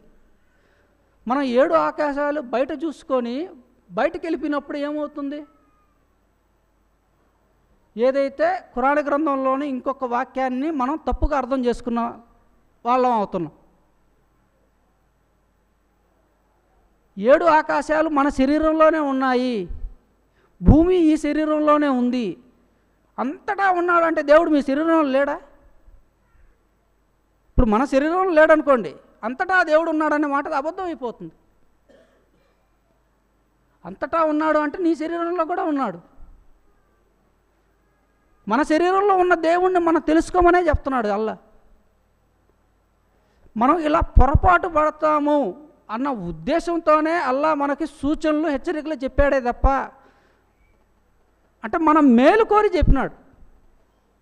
మీరు పొరపాటు చేయొద్దు, మీరు నిజం తెలుసుకోండి అని మనం మేలు కోరి చెప్పినాడు అన్న ఉద్దేశంతో సూచనలు హెచ్చరికలు దైవ గ్రంథాల్లో ఉన్నాయని తెలుసుకొని ఇకనైనా అంటే మనం చదివేటప్పుడు అంటే చాలామంది ఖురాన్ గ్రంథాన్ని చదవటం జరుగుతుంది, మనం అర్థం చేసుకునేటప్పుడు దేవుడు ఏ ఉద్దేశంతో చెప్తున్నాడు అనే విషయాన్ని మనం కొద్దిగా జాగ్రత్త వహించాలని కోరుతూ ముగిస్తున్నాను. ముందుగా త్రిమతైక్య గురువు, ఆధ్యాత్మిక సామ్రాజ్య చక్రవర్తి, శతాధిక గ్రంథకర్త, హిందూ జ్ఞానధర్మ ప్రదాత, సంచలనాత్మక రచయిత, త్రైత సిద్ధాంత ఆదికర్త శ్రీ శ్రీ శ్రీ ఆచార్య ప్రబోధనేశ్వరి పాదపద్మ నమస్కారం తెలియజేసుకుంటూ ఇక్కడికి వచ్చిన జ్ఞానులకు జ్ఞానులందరికీ మా నమస్కారములు. ఈరోజు క్రైస్తవులకు ఇచ్చిన అంశము యోహాను సువార్త 6వ అధ్యాయము 26-27 వచనములు. యేసు మీరు సూచనలను చూచటం వలన కాదు కానీ రొట్టెలు భుజించి తృప్తి పొందడం వలనే నన్ను వెదుకుచున్నారని మీతో నిశ్చయముగా చెప్పుచున్నాను. క్షయమైన ఆహారం కొరకు కష్టపడుకుడికి కానీ నిత్య జీవము కలగజేయు అక్షయమైన ఆహారం కొరకే కష్టపడుడి. మనుష్య కుమారుడు దానిని మీకిచ్చును, ఇందుకై తండ్రి అయిన దేవుడు ఆయనకు ముద్ర వేసి ఉన్నాడని చెప్పాను. ఇక్కడ ప్రభువారు మీరు సూచనలను చూచడం వలన కాదు కానీ రొట్టెలు భుజించి తృప్తి పొందడం వల్లే నన్ను వెతుకుచున్నారని మీతో నిశ్చయముగా చెప్పుచున్నాను. అనేక సందర్భాల్లో ప్రభువారు ఆ సమయాల్లో జనసమూహాలకి అనేక రకాలుగా జ్ఞానాన్ని తెలియజేస్తున్నారు, దేవుని జ్ఞానాన్ని. అక్కడికి వచ్చిన జనసమూహంలో కొంతమంది ప్రభువారు ఎక్కడున్నారని వెతుక్కుంటూ వచ్చారు. వారి యొక్క భావాన్ని గ్రహించుకుంటూ, వారి భావాల్ని గ్రహిస్తూ ప్రభువారు ఈ మాట పలికారు. అంటే ఇక్కడ సూచనలు అంటే దేవుని జ్ఞానాన్ని అడగటం, అంటే దేవుని జ్ఞానం తెలుసుకోవడం. దాని కొరకు వాళ్ళు రావడం లేదట. వాళ్ళు ఎంతవరకు దేని చూస్తున్నారు? ఇహలోకపరమైనటువంటి ఆ రొట్టెలు ఆహారాన్ని తిని తృప్తి చెందాలనే దానికోసం చూస్తున్నారు. కానీ దేవుడు చెప్పినటువంటి విషయాల్ని, ఆ యొక్క జ్ఞానాన్ని వారు తెలుసుకోవాలని ఆశతో రావడం లేదు. నేడు అదే విధంగా మనకి అవే సూచనల్ని భగవద్గీత, బైబిల్, ఖురాన్ గ్రంథంలో 3 దైవ గ్రంథాల సూచనల్ని స్వామివారు అనేక 100 గ్రంథాల్లో మనకు చూపిస్తూ మనకు తెలియజేశారు. అదే ఇంకేమన్నారు? ఇక్కడ అంటే పౌర్ణమి దినాన ఇక్కడ మీకు జ్ఞానం అందజేయబడుతుంది, తెలియజేయబడుతుంది అని చెప్పారు. ఇక్కడికి రండి, జ్ఞానాన్ని తెలుసుకోండి, దాన్ని అనుసరించండి అని చెప్తే నేడు ఎంతమంది మనం ఫాలో అవుతున్నాము అంటే మనమే పరిశీలన చేసుకోవాలి, ఎవరికి వాళ్ళమే. అట్లాగే ఆ రోజు ప్రభు అక్కడ జన సమూహం చెప్తే నేడు ఇదే రీతిన ఇక్కడ స్వామివారు కూడా అదే రీతిగా మనకు తెలియజేస్తూ ఉన్నారు. అట్లాగే క్షయమైన ఆహారం కొరకు కష్టపడుకుడి కానీ క్షయమైన ఆహారం అంటే మనకి వాస్తవంగా పూర్తిగా దీనికి ఎక్కువగా మనం పరిశీలన చేయలేదు. కానీ ఇక్కడ స్వామివారు మనకు సక్రమంగా చక్కగా తెలియజేశారు. ఇది నాశనం అయ్యేది, అంటే మనం తినేది ఏదైనా సరే నాశనం అయిపోతుంది, అది ఉండదు. దీని కొరకు నేడు మనుషులు ప్రతి ఒక్కళ్ళు కూడా అందరం ఉదయం లేచిన దగ్గర నుండి సాయంత్రం రాత్రి పడుకునే వరకు ఏదో ఒక పని చేస్తూ ఆహారం కోసమే, అంటే ఈ కడుపుకి సంబంధించిన దానికోసమే మనం ప్రయాసపడుతున్నామే. కానీ దేవుని జ్ఞానం తెలుసుకోవడానికి ఏ ఒక్క విధానంలో కూడా మనం ఆలోచన చేయం. నేడు జరిగే విధానం కూడా అదే. కానీ ఆ రోజు ప్రభు అదే మాట చెప్పడు, దాని కొరకు కష్టపడొద్దు. నేడు మనుషులు కూడా దాని కొరకే కష్టపడుతున్నారు, కానీ వాస్తవమైన దానికి కష్టపడడం లేదు. ఇంత జ్ఞానం తెలుసుకున్నా మనం కూడా ఏం చేస్తామంటే కొన్ని సందర్భాల్లో జ్ఞానాన్ని పక్కన పెట్టేసి ప్రపంచ విధానంలోకి వెళ్ళిపోతూ ఉంటాం. ఎందుకంటే చాలామంది నన్ను కూడా హెచ్చరిక చేస్తుంటారు, ఎంతసేపు జ్ఞానమేనా, ఏం సంపాదించావు, అందరూ నీ స్థాయిలో ఉన్న వాళ్ళందరూ రకరకాలుగా ఉన్నారు, నువ్వేమిటి అని. అంటే వాస్తవంగా మాకు చిన్నప్పటి నుంచి దేవుడు ఏమందించాడో తెలియదు, కానీ వివాహమైన దగ్గర నుంచి మనకి ప్రభు పని చేసుకోవడం, ఆ తర్వాత నాకు అనుకోకుండా స్వామివారి జ్ఞానం తెలియడం, ఇంకా ఇది ఎక్కువ చేసుకోవాలని తపన, దీని మీద శ్రద్ధ ఎక్కువ. అంటే ఇంత జ్ఞానం అందిన తర్వాత మనం దేనికోసం ప్రయాసపడాలి? మనకు ఆల్రెడీ ప్రయాసపడడానికి ఒక మంచి దొరికింది అని మనం దీనికోసం ప్రయత్నం చేస్తే నాకు వెనకాల నుంచి ముట్టుకేసాడు. అట్లా అంటే ప్రతి ఒక్కళ్ళు ఏదో ఒకటి ఇహలోకమైన జీవితాన్ని గురించి ఆలోచిస్తారు. ఏదైనా సంఘటన జరిగినా ఇవి సుఖదుఖాలే ప్రపంచపరంగా వచ్చాయని, సుఖదుఖాలు కర్మానుసారంగా వస్తాయి అంటే మనకు ఆల్రెడీ ముందే నిర్ణయించబడి ఉన్నాయి అన్నా సరే మనం ఏం చేస్తాం? అజ్ఞానంగానే ఆలోచిస్తాం, ఇంత జ్ఞానం తెలుసుకున్నా సరే. కానీ ప్రభువారు ఆనాడు ఏ విధంగా అయితే దాని కొరకు కష్టపడొద్దు, నిత్య జీవము అంటే మోక్షం కొరకు దేవుడు ఏదైతే చెప్పాడో భగవద్గీతలోను బైబిల్లోను తన ధర్మాలను తెలియజేసి ఈ విధంగా రండి అంటే ఆ యోగాలను ఆచరించి తన దగ్గర రావాలని ఆయన కోరుకుంటున్నాడు. దాని కొరకు కష్టపడాలి. దాని కొరకు కష్టపడాలంటే మనం ఏం చేయాలి? మనం ఎన్నో ఆలోచిస్తున్నాం. ప్రపంచ పనులు చేయడానికి ఎంత బుద్ధిని ఉపయోగిస్తామంటే, తెలివిని ఉపయోగిస్తామంటే అది ఆ క్షణంలో జరిగిపోతుంది. అంతా ఏదైనా సరే ఒక పని చేయాలంటే ప్రపంచ విధానంలో మనిషి రకరకాలుగా ఆలోచిస్తాడు, దాన్ని ఫైనల్ సంపాదిస్తాడు దాన్ని. కానీ ఒక దేవుని జ్ఞాన విషయంలో మాత్రం కొంచెం కూడా ఆలోచించలేం, అంటే దాన్ని ప్రయత్నం చేయలేం. కానీ ప్రయత్నం చేస్తే ఏమొస్తుంది? మంచి అనుభవాలు దొరుకుతాయి. అవి ఎవరికి వాళ్ళే మనం పరిశీలించుకుంటే చూసుకుంటే ఎవరి అనుభవాలు వాళ్ళకు ఉంటాయి. కాబట్టి ఆనాడు ప్రభు నిత్య జీవం దీని కొరకు కష్టపడమంటున్నాడు. నేడు స్వామివారు కూడా మనకి ఈ 100 గ్రంథాల్లోంచి అనేక విధాలుగా ఆయన దగ్గర చేరడానికి ఎన్నో మార్గాలను చూపించారు. ఎంతో విధానం సక్రంగా ఒలిచి మనకు చక్కగా అందించి పెట్టారు. కాబట్టి ఆనాడు ప్రభు ఏదైతే చెప్పారో నేడు స్వామి అదే చెప్పారు. దాని కొరకు మనం కష్టపడదాం. అట్లాగే అక్కడ ఇంకేమన్నారంటే మనుష్య కుమారుడు దానిని మీకు ఇచ్చును. మనిషి కుమారుడు దాన్ని మీకు ఇచ్చాడు. అంటే దేవుని జ్ఞానం దేవుడే చెప్పాలి, మనుషులు చెప్పడానికి అవకాశం లేదు. నేడు అనేక మంది అనేక విధాలుగా వారి సొంత భావాల్ని చెప్పడం వల్ల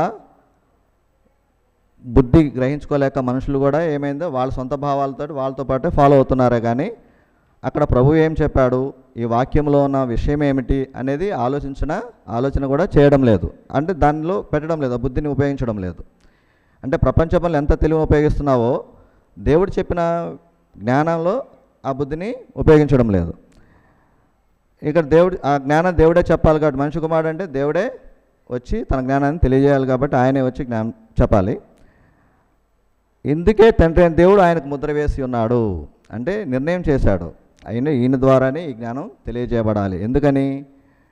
దేవుడు రూపనామ క్రియలు లేనివాడు, ఆయన వచ్చి నేరుగా చెప్పడానికి లేదు, మనుషులతో మాట్లాడడానికి అవకాశము లేదు. కాబట్టి ఆయన ఒక మారువేషం, ఒక రూపం ధరించాలి. ఆ ధరించి వచ్చి మనకి ఆయన ధర్మాల్ని మనకు తెలియచేయాలి. ఎందుకనంటే మనం ఎక్కడి నుంచి వచ్చామో మళ్ళీ అక్కడికే చేరాలి. మనం ఆయన దగ్గర నుంచి వచ్చాము కాబట్టి తిరిగి ఆయన దగ్గరికే చేరాలి. ఆయన దగ్గర నుంచి వచ్చిన తర్వాత ఏమో ప్రకృతి విషయాల్లో గుణాల్లో పడిపోయి ఆయనకు దూరంగా వెళ్ళిపోతున్నాం. దాన్ని మార్చుకొని మరలా మీరు నా దగ్గర రండి అని చెప్పేసి ఆయన 3 దైవ గ్రంథ రూపంలో 3 అనే స్థలాల్లో తన జ్ఞానాన్ని తెలియజేశాడు. ఆ 3 దైవ గ్రంథం జ్ఞానాన్ని నేడు మనకి ఈ తాడిపత్రి పట్టణంలో చక్కగా మన చేతికి అందించి 100 దైవ గ్రంథాలు 101 దైవ గ్రంథాల్లో మనకి చూపించారు. కాబట్టి ప్రతి ఒక్కరు కూడా ఈ జ్ఞానాన్ని తెలుసుకొని స్వామివారు ఇచ్చినటువంటి ఆ యొక్క సూచనల్ని ఆచరిస్తూ నడుస్తూ ముందుకు సాగిపోవాలని కోరుకుంటూ దేవుడు మాకు ఇచ్చినటువంటి గొప్ప అవకాశాన్ని స్వామివారి శ్రీ ఆచార్య పరమేశ్వర పద్మనాభ నమస్కారం తెలుసుకొని ముగించుకుంటున్నాం. ముందుగా మన శరీరంలో ఉన్న ఆత్మ శక్తినిచ్చి నడిపిస్తున్న ఆత్మకు నమస్కరిస్తూ యోహాను సువార్త 6వ అధ్యాయము 25వ వచనము 26, 27 వచనములు అక్కడ జరిగిన సంభాషణలో యేసుప్రభువారిని అక్కడ ఉన్న ప్రజలు ఏమని అడుగుతున్నారంటే, బోధకుడా నీవు ఎప్పుడు ఇక్కడికి వచ్చితివి అని అడగగా యేసుప్రభువారు వాళ్ళతో ఏమని చెప్తున్నారంటే, మీరు సూచనలు చూచుట వలన కాదు కానీ రొట్టెలు భుజించి తృప్తి పొందుట వలనే నన్ను ఎదుగుచున్నారని మీతో నిశ్చయంగా చెప్పుచున్నాను. క్షయమైన ఆహారం కొరకు కష్టపడకూడదు కానీ నిత్య జీవం కలగజేయు అక్షయమైన ఆహారం కొరకు కష్టపడుడి. మనిషి కుమారుడు దానిని మీకు ఇచ్చుచున్నాడు. ఇందుకై తండ్రి అయిన దేవుడు ఆయనకు ముద్ర వేసి ఉన్నాడు. ఇక్కడ క్షయమైన ఆహారము అక్షయమైన ఆహారము 2 ఆహారాల గురించి చెప్పబడింది. మీరు రొట్టెల కోసమే నన్ను ఎదుగుచున్నారు కానీ సూచనలు మీరు సూచనలు చూచుట వలన కాదు అని యేసుప్రభువారు చెప్తున్నారు. క్షయమైన ఆహారం ఏంటి, అక్షయమైన ఆహారం ఏంటి? బైబిల్ గ్రంథంలో మేము చదువుకున్నప్పుడు క్షయమైన ఆహారము అంటే నాశనం అయిపోయేది, అక్షయమైన ఆహారం అంటే నాశనం కానీ తెలిసి ఉండొచ్చేమో. కానీ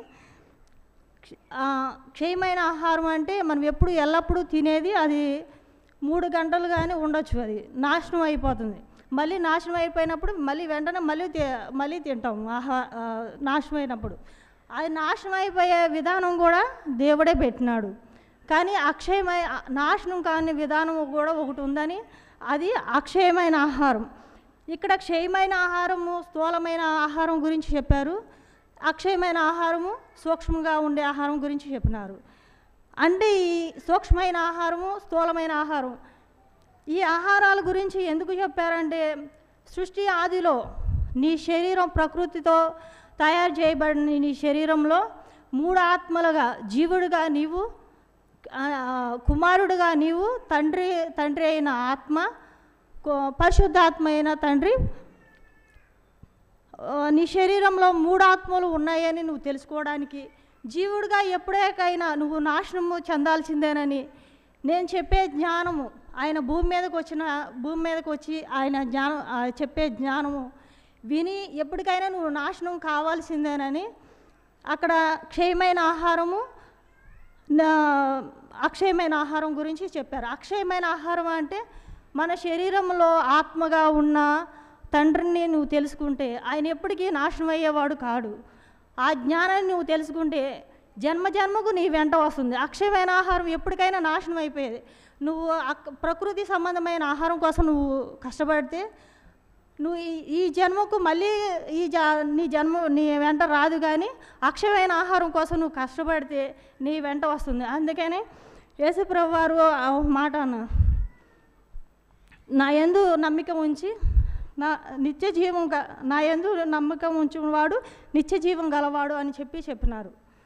ఆయన చెప్పిన జ్ఞానం యందు నమ్మిక ఉంచితే మనకి మోక్షం అనేది లభిస్తుందని ఈ బైబిల్ గ్రంథంలో చెప్పబడింది. అలాగే భగవద్గీతలో కూడా భగవంతుడు భూమి మీదకి వచ్చినప్పుడు ఎవరైతే నన్ను గుర్తిస్తారో వాళ్ళకి మోక్షం అనేది వస్తుందని భగవద్గీతలో చెప్పబడింది. నిజంగా మేము చిన్నప్పటి నుంచి బైబిల్ గ్రంథం చదివే కానీ 3 ఆత్మలు మన శరీరంలో ఉన్నాయి. నీ శరీరం అనేది ప్రకృతితో తయారు చేయబడిందని, ఆ ప్రకృతిలో 3 ఆత్మలు, నీ శరీరంలో 3 ఆత్మలు ఉన్నాయని, జీవుడుగా నువ్వు నడపబడుతున్నావని, ఆత్మ నడిపిస్తే నువ్వు నడపబడుతున్నావు అన్న సంగతి నిజంగా ఈ త్రైత సిద్ధాంతం జ్ఞానం తెలుసుకున్న తర్వాతే నాకు అర్థమైంది. ఈ బైబిల్లో మాకు బాప్తిస్మ ఇచ్చేటప్పుడు ఆ పదాలను వాడతారు. ఎప్పుడు బాప్తిస్మ ఇచ్చేటప్పుడు ఆ 3 పదాలు ఏమాడతారు? తండ్రి, కుమారుడు, పరిశుద్ధాత్మ అని నామంలో మీకు బాప్తిస్మ ఇస్తున్నానని ఆ 3 పదాలు వాడుతున్నారే కానీ ఆ 3 పదాలు ఎందుకు చెప్పినాడు దేవుడు బైబిల్ గ్రంథంలో అని ఎవరు తెలుసుకోలేకపోయారు. నీ శరీరంలో నువ్వు జీవుడుగా నువ్వు ఉన్నావు. ఎప్పటికైనా నువ్వు నాశనం అయ్యి తండ్రి పరలోక రాజ్యంలో నువ్వు చేరవలసిందే. ఎప్పటికైనా నా జ్ఞానాన్ని నువ్వు తెలుసుకొని మోక్షం అనేది మార్గాన్ని నువ్వు చేరవాలని దేవుడు మనకు తెలియజేశాడు. నిజంగా ఈ జ్ఞానం మనకు అర్థం కాకపోతే నా శరీరంలో 3 ఆత్మలు ఉన్నాయని, జీవుడుగా నేను ఎప్పటికైనా నాశనం అయిపోవాలని నేను ఈ జ్ఞానం త్రైత సిద్ధాంతం జ్ఞానం తెలుసుకున్నాక నాకు ఈ జ్ఞానం అర్థమైంది. ఇంతటితో ముగిస్తున్నా. యేసుప్రభు వారు ఈ యోహాను సువార్త 6వ అధ్యాయంలో మీరు సూచనలు చూచటం వలన కాదు కానీ రొట్టెలు భుజించి తృప్తి పొందుట వలననే నన్ను వెతుకుతున్నారని మీతో నిశ్చయముగా చెప్పుచున్నాను. ఈ మాట నిజంగా దేవుణ్ణి ఎందుకు వెతకాలి అనే విషయాన్ని తెలుసుకోవటానికే మన కోసం రాయబడిందని నేను అనుకుంటున్నా. కారణం ఏంటంటే త్రైత సిద్ధాంతము ద్వారా ఎంతో గొప్పదైనటువంటి సృష్ట్యాది నుండి తెలియబడినటువంటి రహస్యాలను తెలుసుకుంటున్నటువంటి మనము కూడా 100 గ్రంథాలలో ఉన్న జ్ఞానాన్ని అవపోసన లేకపోతే కంఠోపాఠంగా చెప్పగలిగినటువంటి వారు ఉన్నప్పటికీ కూడా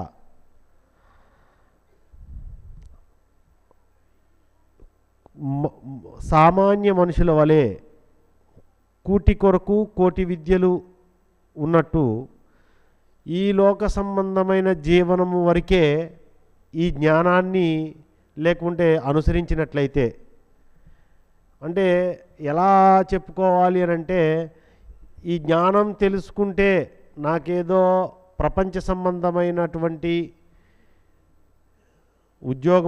ఉద్యోగం సంబంధంగానో లేకుంటే భౌతిక సంబంధమైన మేలో, ఇల్లు, వాకిలో, ఆహారము, లేకుంటే ప్రపంచంలో ఒక గొప్ప పేరు కొరకో, అంటే ఈ జ్ఞానం తెలుసుకుంటే ఈ జ్ఞాన మార్గంలో నేను గొప్పగా మనుషుల్లో ప్రత్యేకంగా గొప్పగా కనబడటం కొరకో ఈ జ్ఞానాన్ని మాత్రం మనం అభ్యాసం చేసుంటే మనుషులందరికంటే సామాన్యమైన బయట ప్రజల కంటే మనమే దౌర్భాగ్యులు అని చెప్పడానికి అతిశయోక్తి కాదు. ఎందుకు అంటే యేసుప్రభు దగ్గరికి ఆనాడు శిష్యులు మాత్రమే కాదు, శిష్యులతో పాటు అనేకమైన జనసమూహాలు ఆయన్ని వెంబడించి ఆయన్ని వెతుకుతున్నారు. ఎక్కడున్నాడు ప్రభు, ఎక్కడుంటాడు, ఆయన అక్కడున్నాడా, ఇక్కడున్నాడా, తోటలో ఉన్నాడా, లేకపోతే సముద్రంలో ఉన్నాడా, ఇంకో చోట ఉన్నాడా అని వెతికారంట వాళ్ళు. అంటే ప్రభువుని ఎందుకు వెతికారు? ప్రభువుని వెతికారు, అంటే ప్రభువును వెతకటం బయట సమాజానికి గొప్పగా కనిపించవచ్చు, కానీ ఆ ప్రభువుని వెతికే మార్గం కరెక్ట్గా లేదు. వాళ్ళు ఏ ఉద్దేశంతో వెతికారు? ప్రభువును వెతికిన వెనక ఉన్న ఉద్దేశం ఏంటి? ఇవాళ కూడా దైవజ్ఞానము త్రైత సిద్ధాంత సంబంధమైన ఈ గొప్ప జ్ఞానం అని చెప్పుకుంటూ నీ ఉద్దేశంలో దేవుని ఇష్టాన్ని నెరవేర్చకపోతే, దేవునికి ఇష్టడుగా నువ్వు ఉండకపోతే, లేకపోతే దేవుని జ్ఞానం ప్రకారం నువ్వు నడవకపోతే, అది దేవుని సూచనలను నువ్వు పట్టించుకోకపోతే నువ్వు కరెక్ట్ మార్గంలో పోయినట్టు కాదు.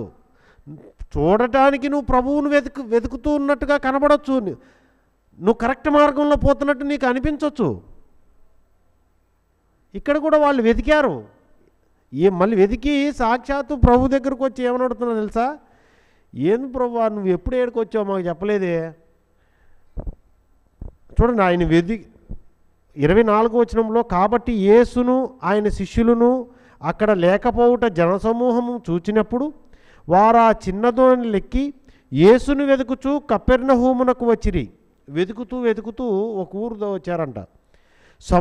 సముద్రపుటద్దరిని ఆయనను కనుక్కున్నారు. ఆయన ఎక్కడున్నాడు ప్రభు అని.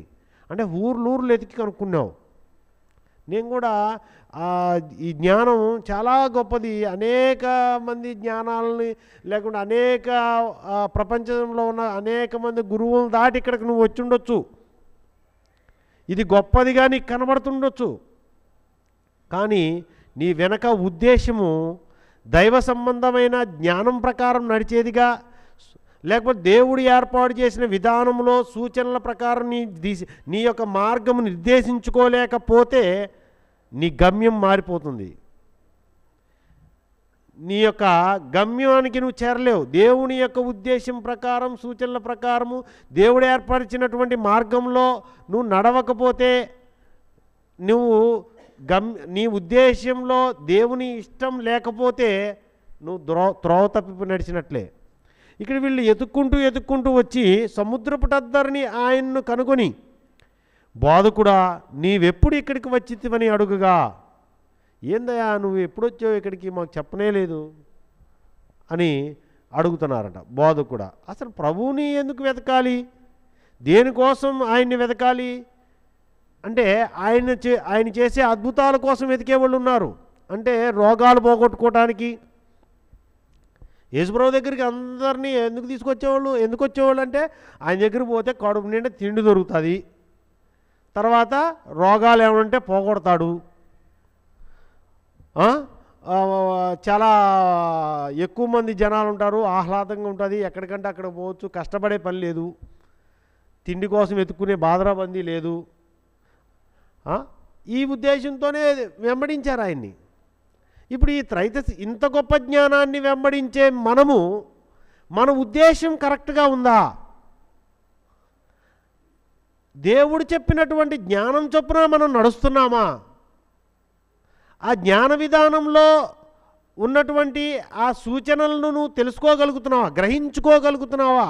సూచనలు చూసేవాళ్ళు చాలామంది ఉన్నారు. యేసుప్రభు వారు ఇట్లాగే యేసుప్రభు దగ్గరికి ఒకళ్ళు వచ్చి, నువ్వు ఆకాశం నుండి ఒక సూచన చూపించి మాకు, నేను నిన్ను నమ్మాలంటే అని అడిగిన వాళ్ళు ఉన్నారు ఇదే జనసమూహంలో.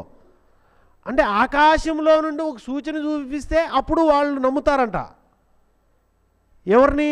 ప్రభువుని, ఆయన చెప్పే మాటల్ని. ఇంకోసారి వచ్చి మాకు సూచన, మేము నీ యందు విశ్వాసం ఉంచాలి, నువ్వు ఏదో ఒక సూచక్రియ చూపాలంటే, అరే బాబు యోనాను గూర్చిన సూచక్రియ తప్ప మరి ఏ సూచక్రియ మీకు చూపబడదని చెప్పినాడు. అంటే యోనాను గూర్చిన సూచక్రియ ఏంటంటే తాత్కాలిక మరణం, మనిషి కుమారుడు పొంది 3వ రోజున తిరిగి లేవటం. ఆ సూచక్రియ వాళ్ళు చూడలేదంటే చూశారు, కానీ గ్రహించుకోలే. ఇప్పటికీ క్రైస్తవులకు యోనాను గూర్చిన సూచక్రియ తెలీదు.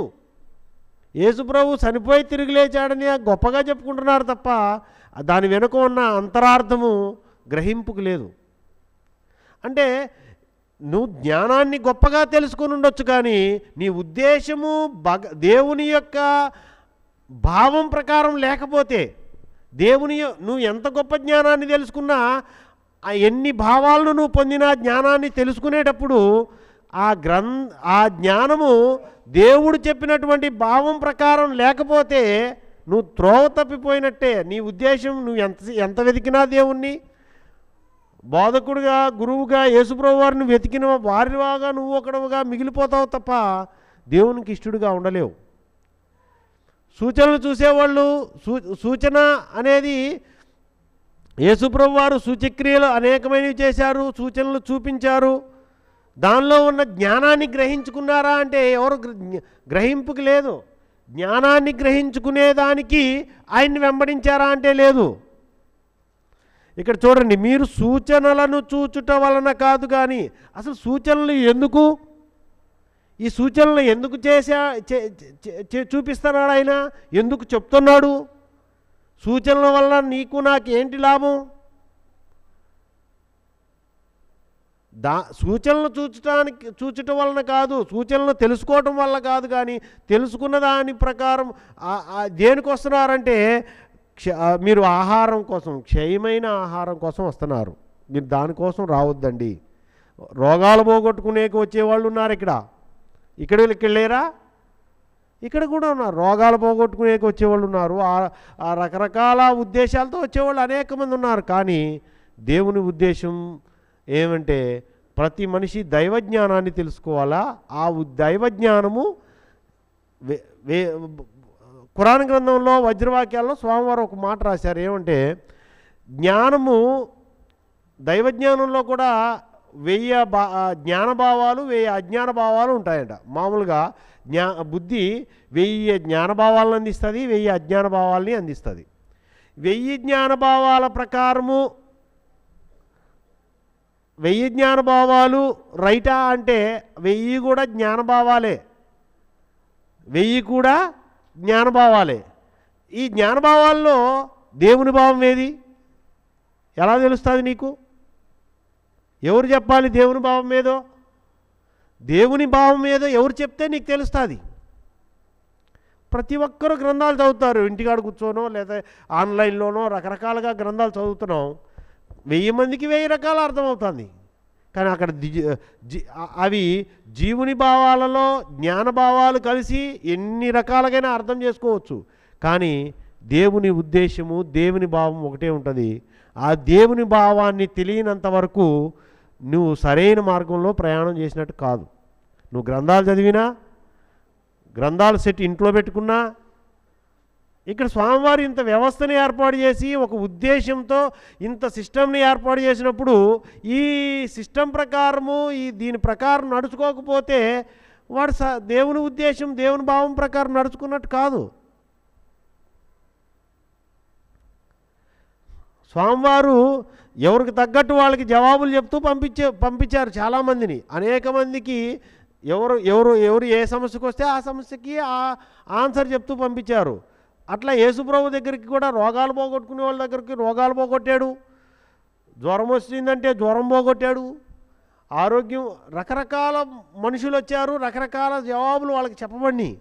కానీ అంతిమంగా ఆయన చెప్పింది ఏంటంటే నిత్యజీవ సంబంధమైన దానికోసం మనిషి తాపత్రయపడాలా, ఆ నిత్యజీవ సంబంధమైన దానిని తెలుసుకోవటమే నీ జీవిత లక్ష్యంగా నువ్వు బ్రతకాలా. ఆ నిత్యజీవం ఊరకనే రాదు. నీకు ఏదో నా బుద్ధికి తోసింది కాబట్టి నేను ఇది చేశా, నా వరకు ఇది రైటే అనుకుంటే అది నీ వరకు అది రైట్ అయ్యి ఉండొచ్చు. కానీ దేవునికి రైటా, దేవుని దృష్టిలో అది రైటా రాంగా ఎవరు చెప్తారు నీకు? ఒకవేళ ఎవరైనా చెప్పినా అది కూడా నీకు రాంగ్గా కనిపించొచ్చేమో. ఎందుకంటే నువ్వు ఆల్రెడీ ఒకటి రైట్ అని నువ్వు ఫిక్స్ అయిపోయినావు. కాబట్టి జీవుని భావాలు, జ్ఞానభావాలలోనే 1000 రకాలు ఉన్నప్పుడు 1000లో ఏదో దాంట్లో నువ్వు కొట్టుకుపోయే ఛాన్స్ ఉంది. అంటే అందుకే యేసుప్రభు చెప్పాడు, నాశనమునకు పోవు ద్వారము వెడల్పు, కానీ మోక్షానికి పోయి నిత్యజీవానికి పోయే మార్గము ఇరుకు సంకుచితమునై ఉన్నది. అది చాలా నేరోగా ఉంటుంది, సన్నని మార్గం అంట. అందులో ప్రవేశించడం చాలా కష్టం అని చెప్పినాడు. మరి ఇంత కష్టమైన దాని ఎంత కష్టమైందో అర్థం చేసుకోండి. దేవుని సూచనలను గ్రహించటం, దేవుని జ్ఞానాన్ని తెలుసుకోవటం ఈజీ కాదు. అది ఎంతో తృష్ణ కొని దాన్ని వెతికి ఎవరు వీళ్ళు వెతికినట్టు కాదు. అనుక్షణం ఆ జ్ఞానాన్ని కోసం పరితపించి ఆ జ్ఞానం మీదే ధ్యాస పెట్టుకొని ఉన్నప్పుడు నీకు దేవుని భావం తెలిసే వరకు నువ్వు దేవునికి దగ్గర కాలేవు. కాబట్టి జ్ఞానభావాలు ఎన్నైనా కలగొచ్చు, కానీ అది దేవుని భావం అయి ఉంటే, అందుకనే మీరు బోర్డులు రాస్తున్నాం. మనం కూడా శ్రీకృష్ణుని నిజభావమును తెలియండి మనం తెలిసామా? బోర్డుల్లో రాస్తాం అంతే. నిజభావం తెలిసే స్థితిలో నిజంగా మనం తెలుసుకున్నామా? నిజభావం ఏదో తెలిస్తే మనం ఇలా ఉంటామా? యేసుప్రభు వారు వాళ్ళకి అదే చెప్తున్నాడు, మీరు సూచనలను చూచుట వలన కాదు. ఈ సూచనలు ఎక్కడికి తీసుకెళ్తే ఎందుకు ఈ సూచనలు తెలుసుకోవాలి? సూచన అంటే ఒక మార్గ ప్రయాణం చేస్తున్నాం అనుకోండి, ఒక మార్గం ఉంది, రోడ్డు మార్గం ఉంది. ఆ రోడ్ మార్గంలో రాబోయే మలుపుని ముందుగానే ఒక బోర్డులో చూపిస్తారు. ఏమని? ఇదిగో ఒక రైట్ టర్న్ ఉందని ఒక యారో సూచనగా పెడతారు బోర్డు. ఆ సూచన చూసి ఏం చేయాలి? వీడు ఆ టర్నింగ్ ఉందని దాన్ని అనుసరించి వెళ్ళినప్పుడే కరెక్ట్గా ఆ టర్నింగ్ తిరిగి పోగలడు. ఆ సూచనని పట్టించుకోకపోతే త్రోవ తప్పిపోతాడు. ఇంకా అంటే ఆ టర్నింగ్ని ఫాలో అవ్వకపోతే యాక్సిడెంట్ అవ్వడమో, లేకపోతే లోయలో పడిపోవడమో, ద్రోవ తప్పిపోయి పక్కన పడిపోవడమో ఏదో జరుగుతుంది. స్పీడ్ బ్రేకర్ ఉందని స్పీడ్ బ్రేకర్ సింబల్ వేస్తాడు. గజిబిజిగా ఉండే మలుపులు, వంతెన ఉంది, చిన్న వంతెన, జాగ్రత్తగా వెళ్ళండి అని సూచనలు, అవన్నీ బోర్డులు. అంటే ఈ దైవజ్ఞాన మార్గ ప్రయాణంలో జ్ఞానం అనే సూచనను పట్టించుకోకపోతే, జ్ఞాన మార్గంలో నువ్వు సరైన విధంగా ఆలోచన చేసి నడవకపోతే, జ్ఞాన మార్గం నేను కరెక్ట్ దారిలోనే పోతున్నాను అనుకుంటావు, చివరికి తోవ తప్పి ఎక్కడో పడిపోయే అవకాశం ఉంటుంది. కాబట్టి ప్రతి ఒక్కరు చాలా జాగ్రత్తగా ఉండాలి.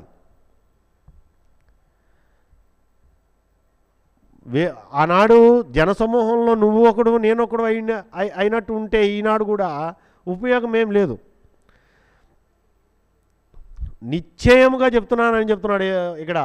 మీరు నన్ను ఎదికేది ఎందుకంటే రొట్టెలు భుజించి తృప్తి పొందుటకే కానీ పొందుట వల్లనే నన్ను వెతుకుతున్నారని మీతో నిశ్చయముగా చెప్తున్నాను. ఇంకా నిశ్చయముగా అంటే కరాఖండిగా చెప్తున్నాడు ఆయన. ఇంకేం చెప్తున్నాడు అంటే, క్షయమైన ఆహారం కొరకు కష్టపడకుడి కానీ నిత్య జీవము కలుగు చేయు అక్షయమైన ఆహారం కొరకే కష్టపడుడి. క్షయమయ్యేది ఆహారము దేనికి ఉపయోగపడుతుందంటే ఈ దేహానికి, ఈ శరీరానికి ఉపయోగపడుతుంది. శరీరానికి ఉపయోగపడేది అదొక్కటే ఉందా? క్షయమైన ఆహారం కొరకే కాదు, క్షయమైన దాన్ని దేనికోసమైనా నువ్వు ప్రయాసపడదు ఈ లోకంలో.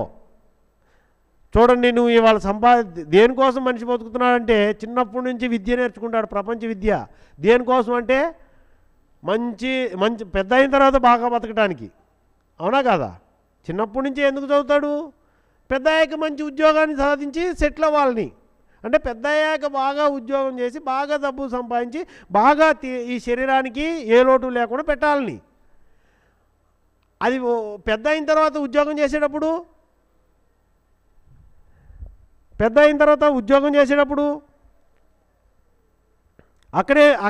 అప్పుడేం చేస్తాడు? తర్వాత నేను పెద్ద ఉద్యోగం చేసి ఇప్పుడు తినేసేస్తే రేపొద్దున ముసలోడినైతే నన్ను ఎవడు చూస్తాడు అని భవిష్యత్తు మళ్ళీ ముసలోడు అయ్యేటప్పుడు నాకుంటూ కొంత ఇది ఉండాలని దానికోసం చూసుకున్నాడు. ఆ ముసలోడు వయసు వచ్చిన తర్వాత నేను మొత్తం ఆడ తింటాను, నేను తినలేకపోతే ఇక్కడే నేను చచ్చిపోతే మళ్ళీ ఇది ఎవరికైనా పోద్దేమో, నా పిల్లలకి రావాలని పిల్లలకి రాసిపోతున్నాడు. ఏది కూడా వాడు తింటున్నాడంటే, తిన్నది వంట పడుతుందా అంటే, ఏది కూడా వాడు శాశ్వతంగా మనిషి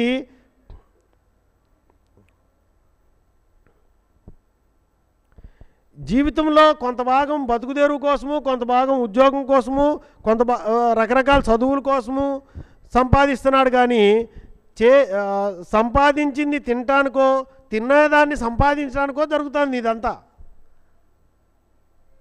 ఎందుకు కొంత ఏమో సంపాదించడానికి, సంపాదించింది తినటానికి కొంత,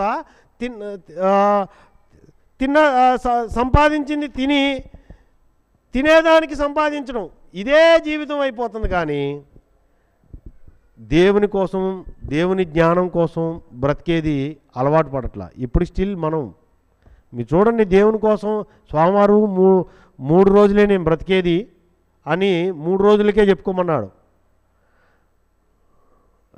ఈరోజు రేపు మర్నాడు ఈ 3 రోజులే బతుకుతా నేను, ఈ 3 రోజులు తర్వాత చచ్చిపోతా, కాబట్టి దీనికోసం నువ్వు ఎలా బ్రతకాలి ఈ 3 రోజుల్లో అనే దానికోసం చూసుకొని బతకమని చెప్పినారు. ఇంకొకటి అయితే ఒక రోజు మొత్తంలో నువ్వు దేవుని కోసం ఎంత బతుకుతున్నావు, నీ కోసం ఎంత బతుకుతున్నావు, ప్రపంచంలో ఎంత బతుకుతున్నావు, ప్రపంచ విషయాల్లో ఎంత బతుకుతున్నావు, ఈ 3టిని మీరు ప్రతిరోజు చూసుకోండి. లెక్కేసుకుంటే ఏముండదు, వెనక్కి తిరిగి చూస్తే ఏముండదండి. మనం కూడా ఈ బ్యాచ్లో కలిసిపోతాం. వాళ్ళేం పాపం రొట్టెలు తినడానికి వచ్చారు, కొంతమంది రోగాలు పోగొట్టుకునే దానికి వచ్చారు, వీటిలోనే ఓ దాంట్లో కలిసిపోతాం. జ్ఞానం అయితే గొప్పదని చెప్తాం, ముద్ర పెట్టి చక్రాలు పెట్టుకుంటాం. కాబట్టి ఇందులో కూడా మళ్ళీ మన గుణభావాలకు తగ్గ బ్యాచ్ని ఎన్నుకుంటా అంటాం. అరే ఈ బ్యాచ్ కరెక్ట్ కాదా, ఆ బ్యాచ్ కరెక్ట్ కాదా, ఆ బ్యాచ్ ఎవడు గుణభావాలు తగ్గట్టు వాళ్ళు బ్యాచ్లు చేసుకుంటా అంటారు. అరే దేవుని భావం తెలుసుకుంటారా అంటే ఒక్కడు కూడా దేవుని భావం తగ్గట్టు నడుచుకునేదానికి ప్రయత్నం చేయరు. దేవుని భావం తగ్గట్టు నడిపించడానికి దేవుడు ఒక మార్గం ఏర్పాటు చేసినా ఆ మార్గం కూడా రైట్ కాదనుకునే మనుషులుగా తయారయ్యే స్థితిలో ఉన్నామంటే ఎంత అజ్ఞానం ఉందో చూడండి. ఎక్కడా లేదని మాయ అజ్ఞానం ఎక్కడ ఉంటుందంటే జ్ఞానం ఏడుందో ఆడే అజ్ఞానం కూడా ఉంటుంది. మనం జ్ఞానులము అనుకుంటున్నామంటే ఖచ్చితంగా మనలో అజ్ఞానం ఉందని అర్థం చేసుకోవాలి. అందుకని బైబిల్లో అయితే ఒక జ్ఞాని చెప్పాడు, నేను జ్ఞానిని కదా అని నీవు అనుకోవద్దు అని చెప్పినాడు. ఆయన భూమి మీదే గొప్ప జ్ఞానిగా చెప్పబడ్డాడు. ఆయన ఏమన్నాడు, నేను జ్ఞానిని కదా అని నువ్వు అనుకోవద్దు అన్నాడు. అంటే ఒకవేళ నువ్వు జ్ఞానిని అనుకుంటే నువ్వు అప్పుడే అజ్ఞానంలో ఉన్నట్టు అర్థం. నువ్వు తెలుసుకో. కాబట్టి ప్రతి ఒక్కరూ ఇవాళ సూచనల్ని పాటించాలా. అంటే సూచన అంటే ఇక్కడ ఏం చెప్పినా అంటే దేవుని జ్ఞానమే సూచన. నీ జీవితం మోక్షానికి పోవటానికి నువ్వు ఒక గమ్యం చేరాలంటే ఒక రోడ్డు మార్గంలో అనేక సూచనలతో కూడిన బోర్డులను నడుచుకుంటూ ఎలాగ పోతావో అలాగే దేవుని మార్గంలో నువ్వు జ్ఞాన మార్గంలో ప్రయాణం చేయడానికి నీకు దేవుడు సూచనలు ఇచ్చాడు. ఆ సూచనల్లో ప్రకారం నడిచినట్లయితే నువ్వు కరెక్ట్ వేలో పోతావు. ఆ సూచనల ప్రకారం నడిచేదానికి నువ్వు ఏకాకిమైనా కావచ్చు, ఒంటరి అవ్వచ్చు, సమాజంలో నువ్వు గుంపులో లేకపోయి ఉండొచ్చు, కానీ దేవుని భావానికి దగ్గరగా ఉండే విధంగా నువ్వు బ్రతకాలని దేవుని భావం తెలుసుకోవడమే నిజమైన దైవజ్ఞానం అని ప్రతి ఒక్కరు తెలుసుకోవాలి.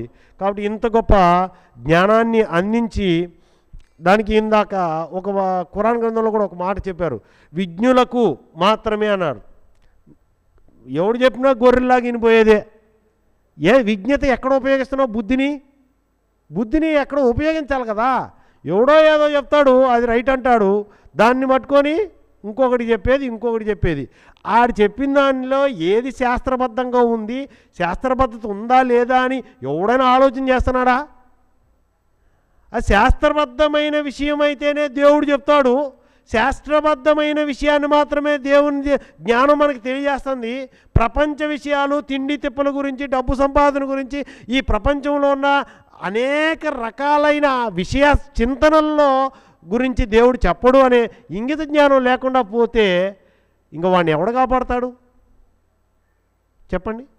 విజ్ఞులుగా ఉండాలి. నువ్వు జ్ఞానివని నువ్వు గొప్పగా చెప్పుకున్నా నువ్వు బుద్ధిలో విజ్ఞతను ఉపయోగించకపోతే నువ్వు జ్ఞానివి కాలేవు, నువ్వు దారి తప్పిపోతావు. విజ్ఞత ఉండాలి. స్వామి ఏం చెప్పారు? నేను ఆముదంతో కడుక్కోమంటే మీకు ఏమవుతుంది, అది అక్కడక్కడే పాముకుంటా అంటారు. చెప్పేది శాస్త్రబద్ధమైన జ్ఞానమా కాదా మీరు పరిశీలన చేసే గ్రాహిత శక్తి, విజ్ఞత మీకు రావాలి. అలా వచ్చి మీరు ఆలోచన చేస్తేనే సరైన మార్గంలో పోయేవారుగా ఉంటారు అని చెప్పారు. స్వామివారు అది చెప్పారు, స్వామివారు ఇది చెప్పారు అని చెప్పి ప్రపంచ విషయాలు వచ్చినోడికి, ప్రపంచ ధ్యాసతో వచ్చినోడికి ప్రపంచ విషయాలు చెప్పారు. చేసుకోయాను. ఒక వ్యక్తి నాతో పాటు కలిసినాడంట స్వామివారిని. ప్రతి నెల మందిరానికి వచ్చి దైవజ్ఞానం స్వామి చెప్తాంటే విని ఇక్కడ చర్చలో పాల్గొని గొప్పగా దేవుని మార్గంలో ప్రయాణించాలా అనే భావం మాకుండేది.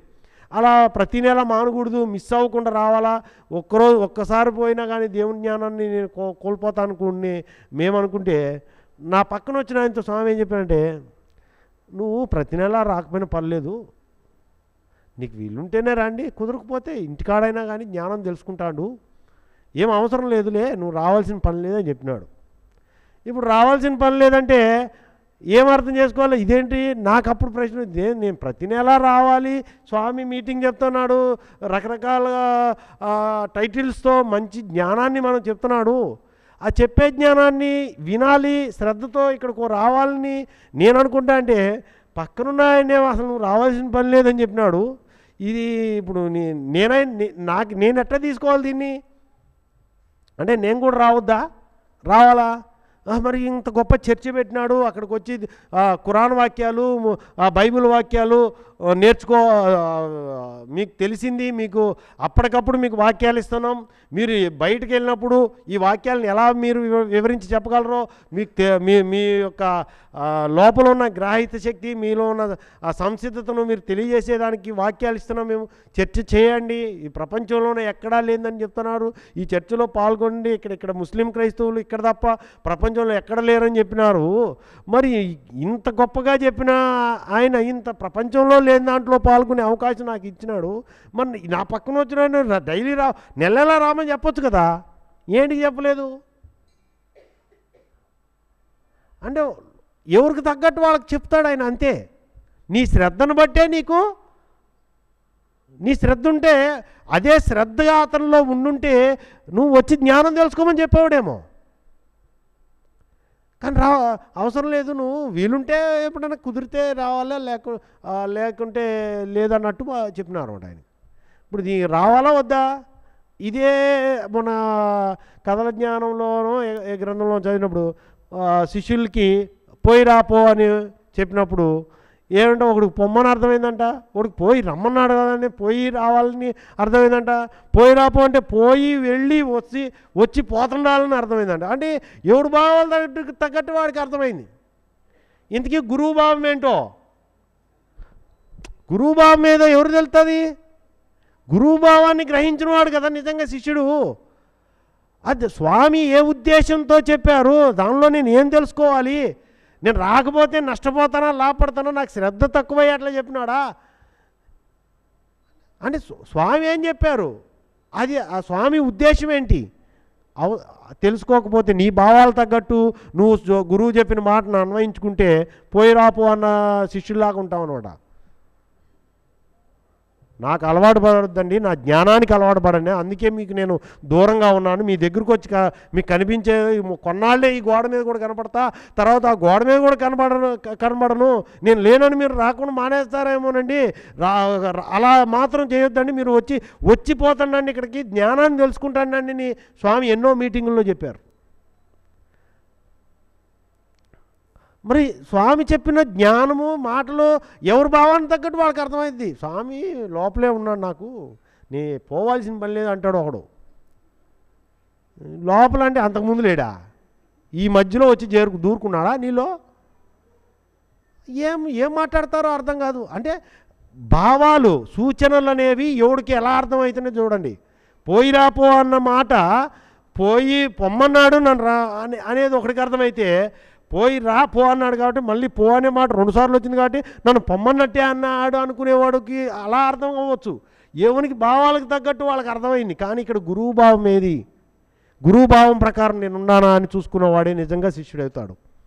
కాబట్టి స్వామి చెప్పిన జ్ఞానాన్ని ప్రతి క్షణం మీరు పరిశోధనతో చూడాలి. గురువు భావం ఏదో తెలుసుకోవాలి, నేను నిజభావం తెలియాలి. నేను ఆ నిజభావం తెలియకపోతే దేవునికి దూరం అవుతానని భయంతో, భక్తితో, శ్రద్ధతో దైవజ్ఞానాన్ని ఇక్కడ చెప్పేటటువంటి స్వామి చెప్పిన ప్రతి మాటను విశ్లేషించుకొని ఆయన ఉద్దేశాన్ని నేను తెలుసుకొని ఆయన ఉద్దేశం ప్రకారం బ్రతకాలని కోరుకున్న వాడే నిజమైన త్రైత జ్ఞాని, త్రైత సిద్ధాంతాన్ని ఫాలో అయ్యేవాడు, వాడే దేవునికి ఇష్టడు.